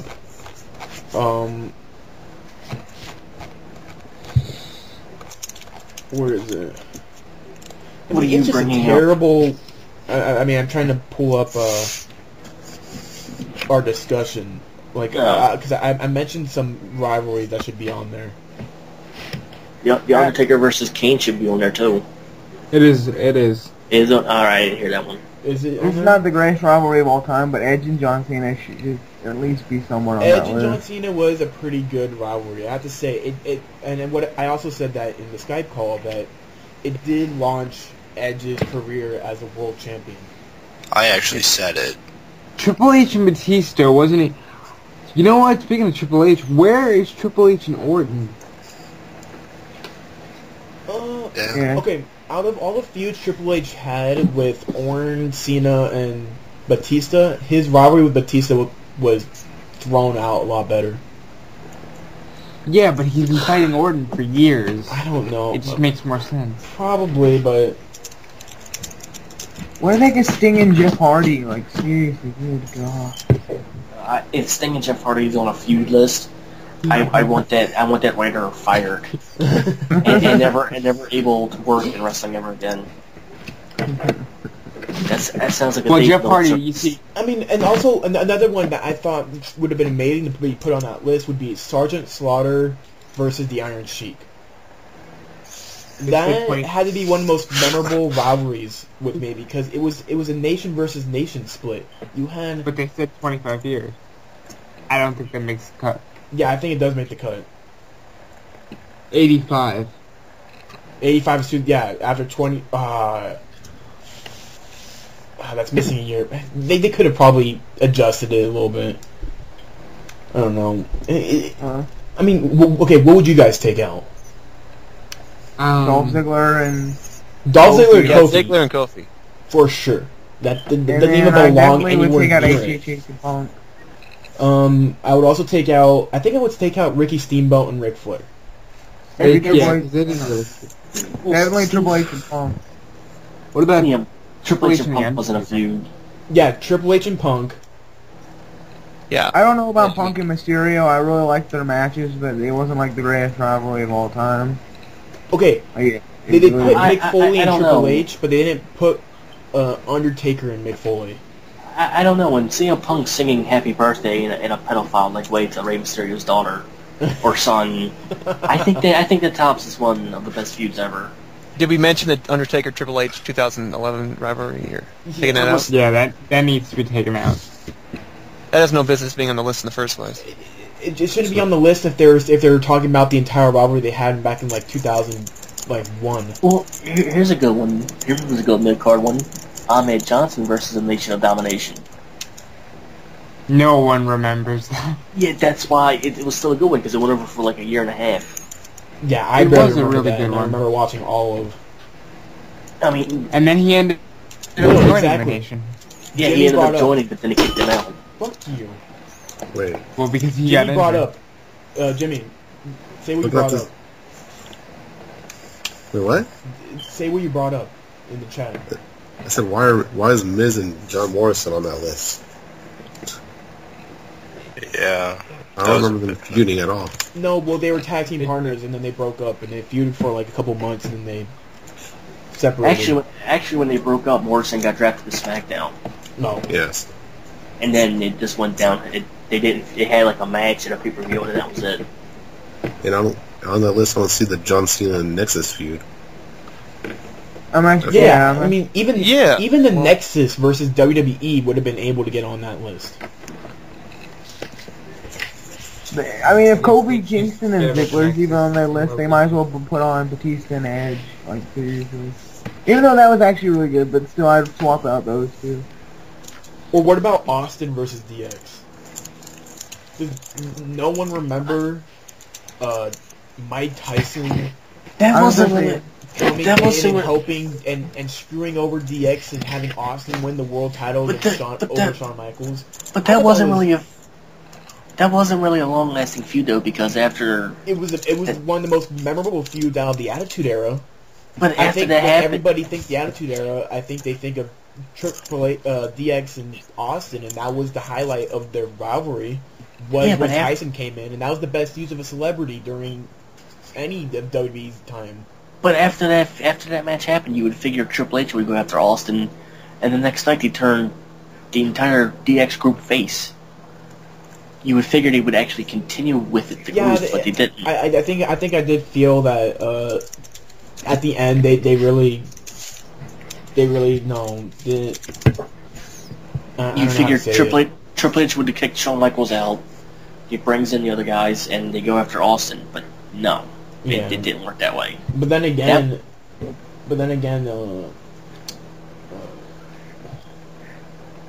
they went straight into a feud with the Nation. But I still would have liked to have some consistency. But then again, the Nation. Then why isn't DX versus Nation Domination on there? That was one of the greatest faction feuds of all time. No one remembers. I remember that. Everybody remembers the promo where they mocked the Nation. Yeah. Well, who are they gearing this towards? Where was it when Road Dogg wasn't Road Dogg D-Lo, and he went up on the ring buckle and shook his head? Oh, that was fucking great. I like how Trish and Lita are on there. That feud went from like 2000 to 2006. Yeah. That was even though it wasn't straightforward, it still happened. Eddie Guerrero versus Rey Mysterio. You want to talk about long feuds? Bret Hart and Jerry Lawler. Yeah, that was a good one. Yeah. Who said Eddie Guerrero and Rey Mysterio? Is that not even on the list? Oh yeah, it is. Never. Yeah, it's at the I would take that out only for the fact that they feuded in WCW too. So I would take into account the WCW feud and the WWE feud. If it was just WWE feud, then I would take it out. Savage and Warrior, I think, should be up there. Well, Sting and Hogan from WCW is a good one. I'm not sure if they're putting WCW feuds on there. Well, it's all WWE feuds. That's WWE. Steamboat and Flair was from the NWA. Oh, okay. Well, good point. So, and Eddie Guerrero, Rey Mysterio was also from WCW. No, but they were talking about the one they had. This is a clusterfuck. They're talking about the one back in 2004. Hey, Greg, I'm gonna leave, so I'm just warning you. Right now? Yeah. Okay, we're gonna allow Hunter to leave, so we'll be right back, people. Don't leave us. And we are back, everybody. Hunter is... I'm gonna go take a break. I'm gonna fucking kill you, Josie. But, I mean... Yeah, that list is ridiculous. I remember when I first saw that list, I was just skimming WWE to find something good to read. If there's anything for the rant topic, and then that popped up, and I was like... Why wasn't LOD versus the New Age Outlaws on there? Oh my god, that would have been great. That actually began the downfall of the Road Warriors. Why wasn't that on there? Well, you gotta remember, as much as people love the Attitude Era, they don't remember a lot about it. Oh my god, I'm gonna duck again. Hit the deck! No, I agree with you, Rage. A lot of people did love the Attitude Era, but they don't remember most of those rivalries, just because, I guess, because, you know, it was all about it wasn't about the promos or what they were saying. It was about what they were going to be doing in the promos. All the little skits and stuff they do. Like Triple H when they did that strip poker thing in the middle of the ring. Like, they didn't care about anything else except what Triple H was going to do, and they ripped their little pants off. They had little Christmas thongs on, and it said DX on it. I mean, that was fucking great. I remember the one DX skit where they were cooking in the ring. Oh, with the hot dog? Yeah, and Shawn Michaels had an apron on that said, suck the cook, or something to that effect. That's what people remember from it, from the Attitude Era. It was all the shit that they did. It wasn't any of the rivalries. It was what crazy shit. when who was it? Val Venus was it Val Venus who got his dick chopped off? Yes. By Yamaguchi-san. Oh my god. Choppy choppy your pee-pee, yes. Oh my god. God. When that happened. That was like the only not main event promo that ended a Raw. I remember watching that with my family. You know, me and my brother was sitting there, my mom was cooking, my dad was sitting there watching it with us, and he got his dick chopped off. My mom freaked out, and me and my brother and my dad were laughing our heads off. Well, yeah, because the camera goes black and all you hear is, you don't know what was cut. Oh, All you that heard was great. All you heard was the motion of it. You think, did he really cut it off? Like, nobody knew back then. Oh god, what else was amazing back then? There was so much. There was, yeah, again, when DX, you know, dressed up as Nation of Domination, that was funny as hell.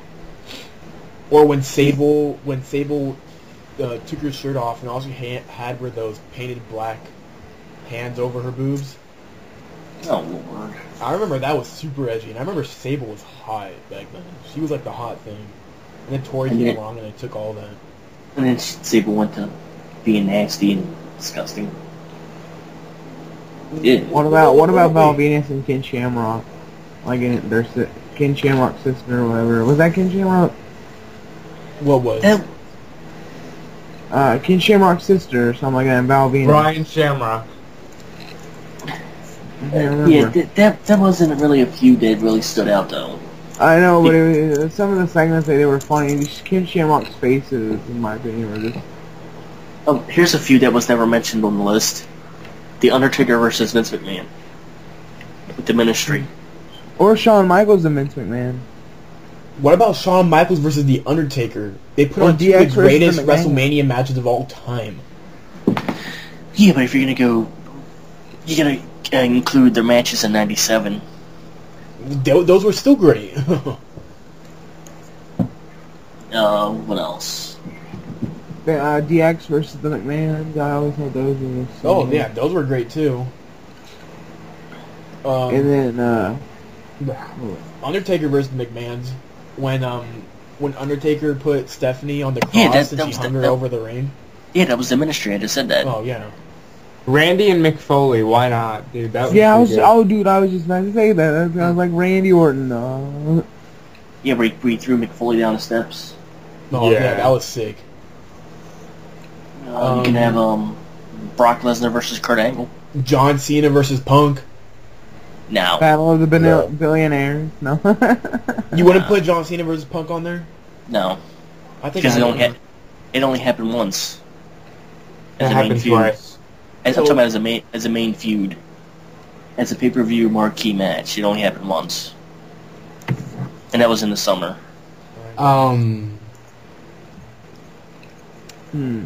What else should be on that list?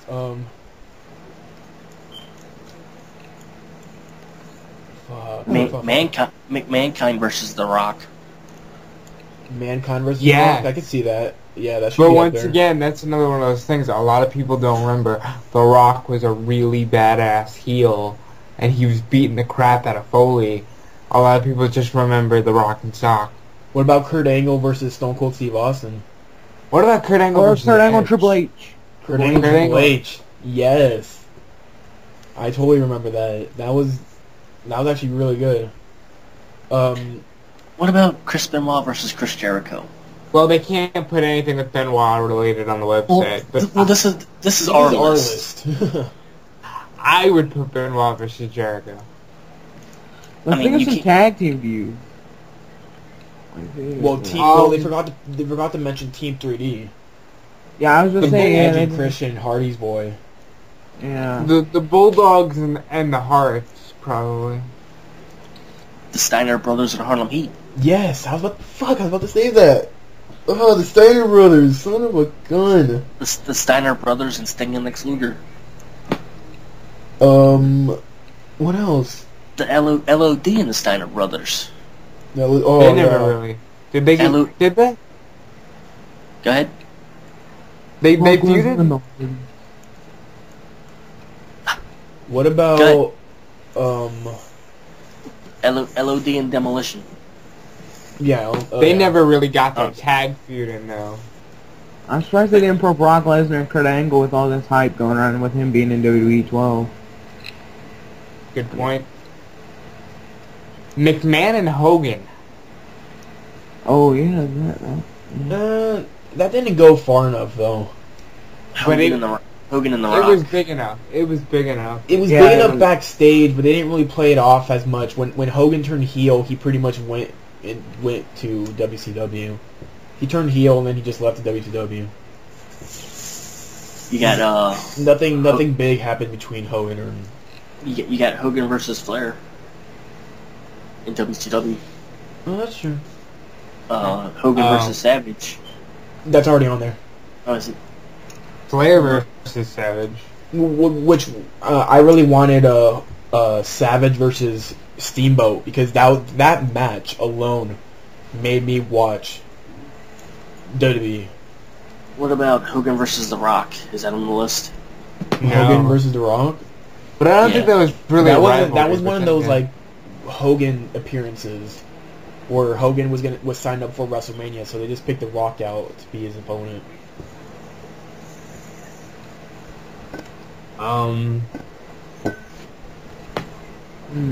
What about Austin versus The Undertaker? Austin versus I don't think they ever really had a noteworthy feud. No, I think they did. They're okay, but... They feuded off and on between 98 and 2001. Or 2002. What about,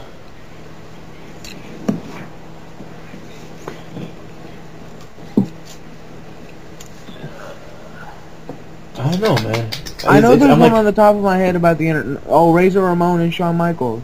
Yes, the what was it? Intercontinental match? Yeah. Yeah, ladder match at WrestleMania. Ladder match at WrestleMania. And then they had like one at SummerSlam that same year. By the way, I don't mean to interrupt, but they're showing that stupid Doodoo Turco commercial. Where? On my TV. And he looks so gay holding that steel chair. This is a steel chair for, well, sitting. No, when he touches the table is when he looks like you need to question his sexual. What commercial is this? I don't think I've seen it. It was TLC promo. You never seen it? I don't think I have. Oh my god! If someone could link that TLC promo in our Skype, if you guys haven't, if our viewers or listeners haven't seen this promo, it's something to look up, but you're gonna be questioning everything about that. What happens? Like, can somebody link me? Yeah. Oh man, it's terrible. Here, I'll get it. It was. Anyway, do you guys want to move on to the pop, flop, and botch and end this podcast? Yes, sir. Who wants to start off? Well, you gotta explain to Rory what it is. What? You gotta explain to Rory what the pop, flop, and botch is. Yes. Hold on. Let me get this TLC promo to everybody. It's ridiculous. I already sent it. I already linked it. Fuck. Jonesy, look at that right now. The TLC promo. I mean, not the what's it called? The pop, flop, and botch is pretty much we go down.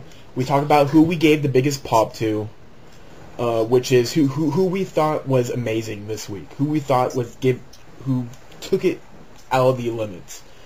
And then our flop is who we thought, wasn't doing well. He was in the shadows. He kind of wasn't good in the ring. And our botch is pretty much who botched this week. Who didn't do good. Like if someone messed up in the ring or messed up saying something on the mic. Wait. I'm sorry, I was watching the TLC promo. That was a terrible promo. I'm sorry, I just caught the botch part. I'm so sorry. No problems. The flop is you pop is who you gave the biggest pop to in the week. Who did awesome. Flop is who you thought didn't do good. That you thought probably would have done better. And botch is who botched in the week. Simple enough. So who wants to go first? I guess I'll go, man. Okay. What's your pop? Alright, my pop, I gotta say, best of the week has to go to the mic work of Daniel Bryan and Michael Cole. You really thought that promo was good?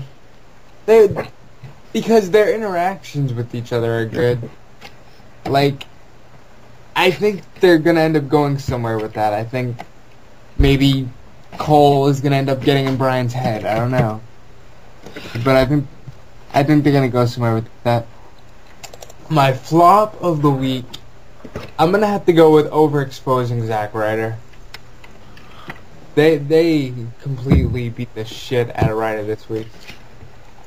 And for my botch, if you haven't seen the Final Resolution pay-per-view, the whole pay-per-view was pretty bad, but right before the knockouts match... Yes, that was my botch. Oh, God.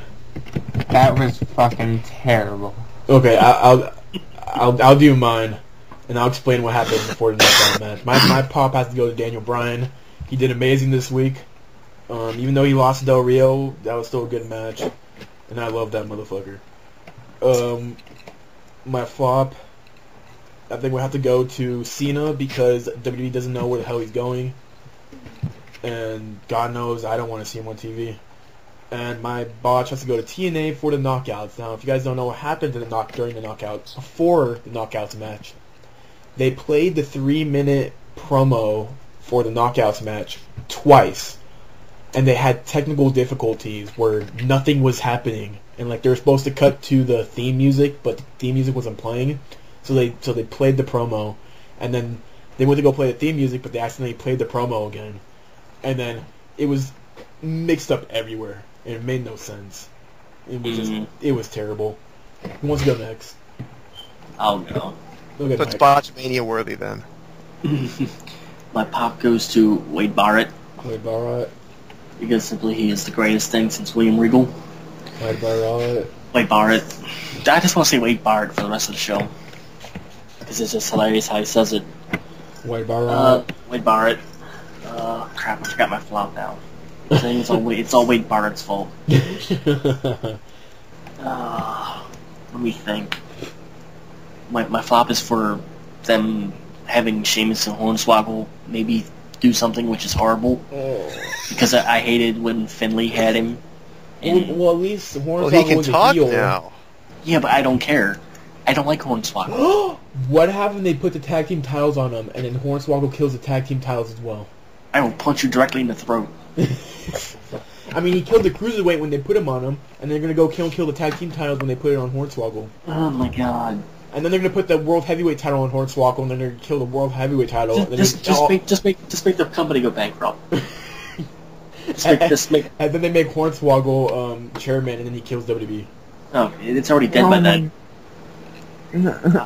I'm stuck watching TNA for the rest of my life. And my botch will go to David Otunga being on my TV screen every week. I hate No, you him. love him. I hate him. I guarantee you tomorrow night on Raw, as soon as he comes on the TV, I'm going to throw something. At what, the TV or the wall? Maybe my window. I don't know yet. As long as something breaks, I don't care. Alright, am I up? Yes. Alright, Pop probably goes... probably to Daniel Bryan. Just because he's the man. Future world champion. Yeah, buddy. That's like the only thing really that says anything, and that's like a great thing, really. He's like the greatest champion, like, probably even above Punk right now. Like, I think, like, he looks really good. Like, he has the look as a Mr. Money in the Bank. Like, I don't know what it is about him. But anyway, flop goes to Dolph Ziggler. I love Ziggler. I don't know what it is. I feel like he could have done more this week. And then botch goes to Ryder. How much they just had to put overbook Ryder. Like, I guess you could say WWE creative. That's about it. Alright. Jonesy? My pop goes to David Otunga. Oh my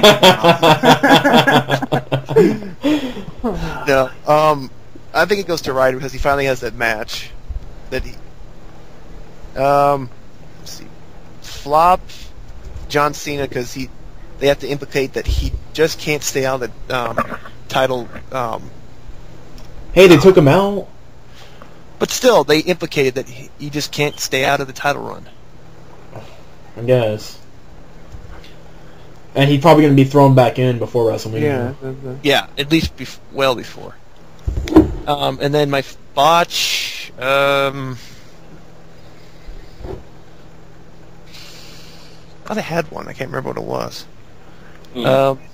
Just a TNA. Yeah, I'll just give it to you. Okay. TNA. And does Jimmy...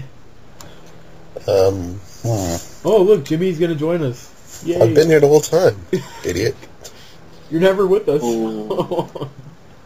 Yeah, because you're talking all the damn time. Oh, okay. Go. Anyways, my pop, I think... Honestly, I think my pop's going to David Otunga. Oh my God. I'd like to change my pop, please. No, What? it's too late. And what would that be? David Otunga. I am never inviting No, you back. I'd like it to go to Michael Tarver.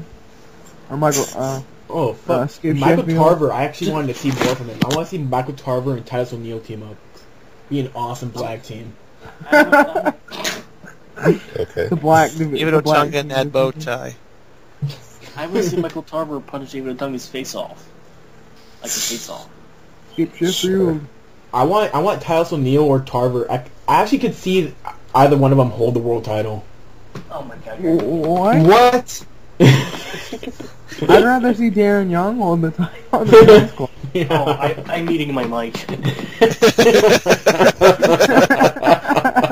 It just goes from bad to worse. Probably this podcast should be called "Fuck with Mike." You know what? You know, I just realized there's one thing no one said. The thought of bringing back Masked Kane. Because no one cares. No, because I'm actually interested in bringing back Masked Kane. I am. Good gosh, I've been waiting. Because you know when they took the mask off of him, it fueled his career back. But what happened was he worked with him not having the mask on for a while, but then after 4 years he started to become stale, and I think him having the mask again is gonna gonna finish off his career. He's gonna have one last big hurrah, and he's just gonna retire. Hurrah. Hurrah! All right, let's get Jimmy back into this thing. David Otunga. Yep. You all go die in a fire. It's like he's like, okay, Jimmy, I'm back on. Yo. Did you want to hear why I said David Otunga, or you're just going to say no? No, I don't. Okay. No, go ahead. I'm kidding. Well, because lately he's been entertaining to watch. That's why I kind Oh, of... you're actually serious about David? Yeah, I was. I thought you were there to fuck with you. No, I'm serious. Like, he's been entertaining to watch as of late. I just threw a marker across the room. It's funny Not because because entertainment like it's talking about. if you go on his Twitter too, he talks about how he has a psychology degree and a law degree, and he makes fun of all his Twitter followers. He's like the most amazing lawyer I've ever seen in my life. I'm gonna start up a petition to get him fired. It's like, here, you want to sign my petition or whatever it's called? Look at Zack Ryder to sign it. I'm He's gonna start he's a Twitter Harvard just lawyer. for his bow Come on. tie. He's a Harvard lawyer. He'll block your petition instantly. Next time I see him, I'm gonna have him sign his bow tie, and I'm gonna send it to you through the mail, Mike. And then you're gonna open your box, and then you're gonna see David Otunga's tie, and it's gonna say "Fuck you, Mike." By David Otunga. I will quit the podcast. And I'll start up my own.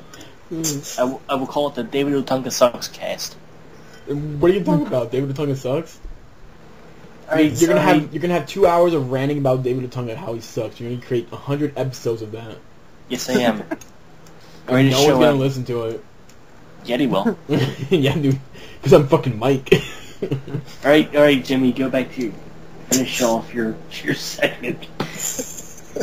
We keep interrupting him. It's so funny. So funny. Let's see.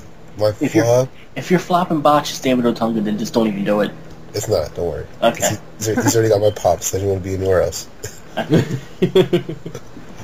think my flop is it goes to Ryder because WWE is kind of like forcing him now, to be honest. And my botch will go to John Cena, mainly because I don't know, they don't know what they're doing with him anymore in the storyline. They're just messing with him entirely. So yeah. You know, I'm surprised because we've all been wanting, you know, Ryder to finally get that title shot, and then WWE finally gives it to us, and we're kind of hating on them for it. I never actually But they wanted gave it too late. They gave it way too late. Madison Square Garden was the place to do it, and they fucked it up. So Yeah. I never Not only actually that, wanted they it just to be like legit. they could have just done it and got it over with. Like they didn't have to push it throughout Yeah, more matches.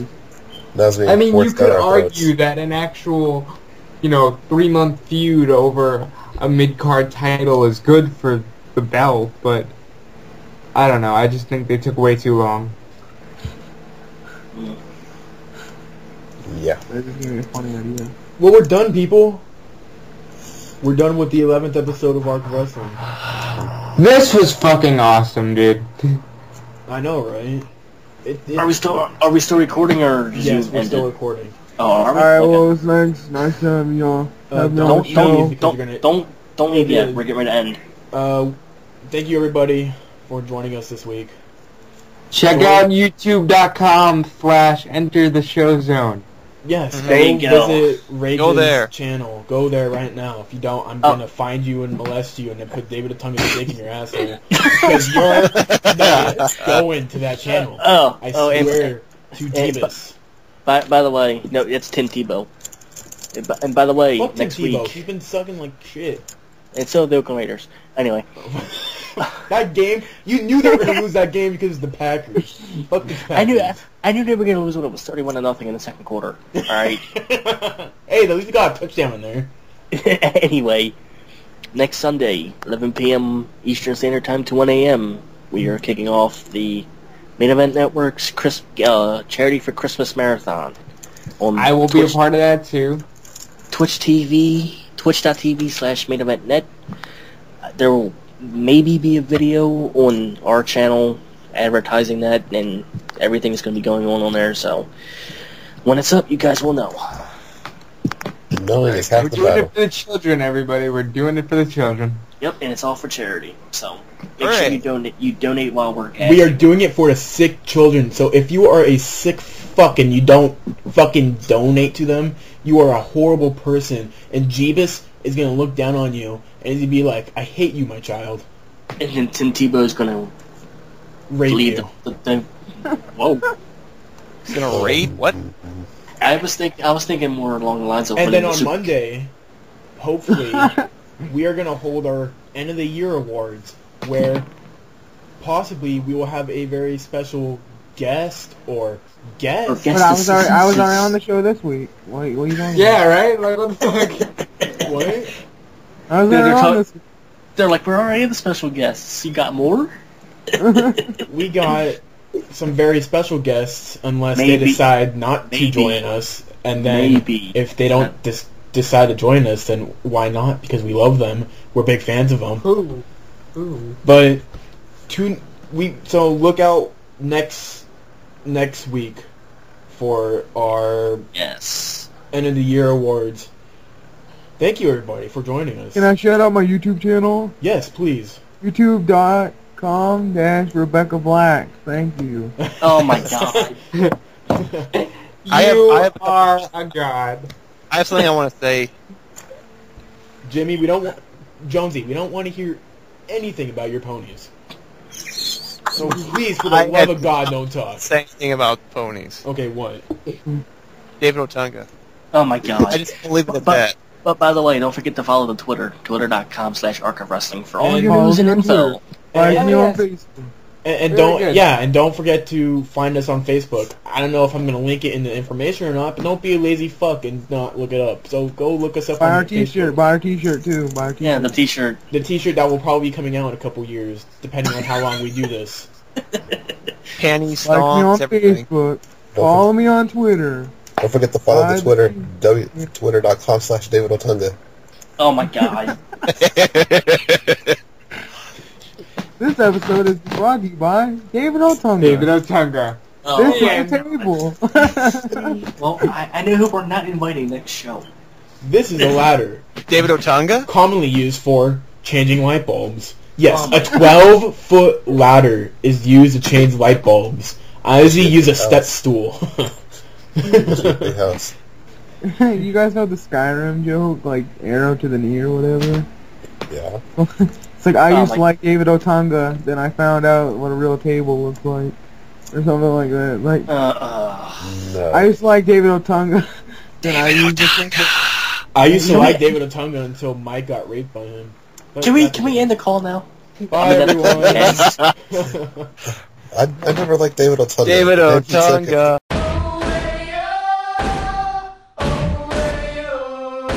When you're standing next to me, yeah, I know you feel the power. It's a feeling that you get. You face your final hour. Everything you ever had. Yeah, it's tasting kind of sour. It's all about me. It's all about the power.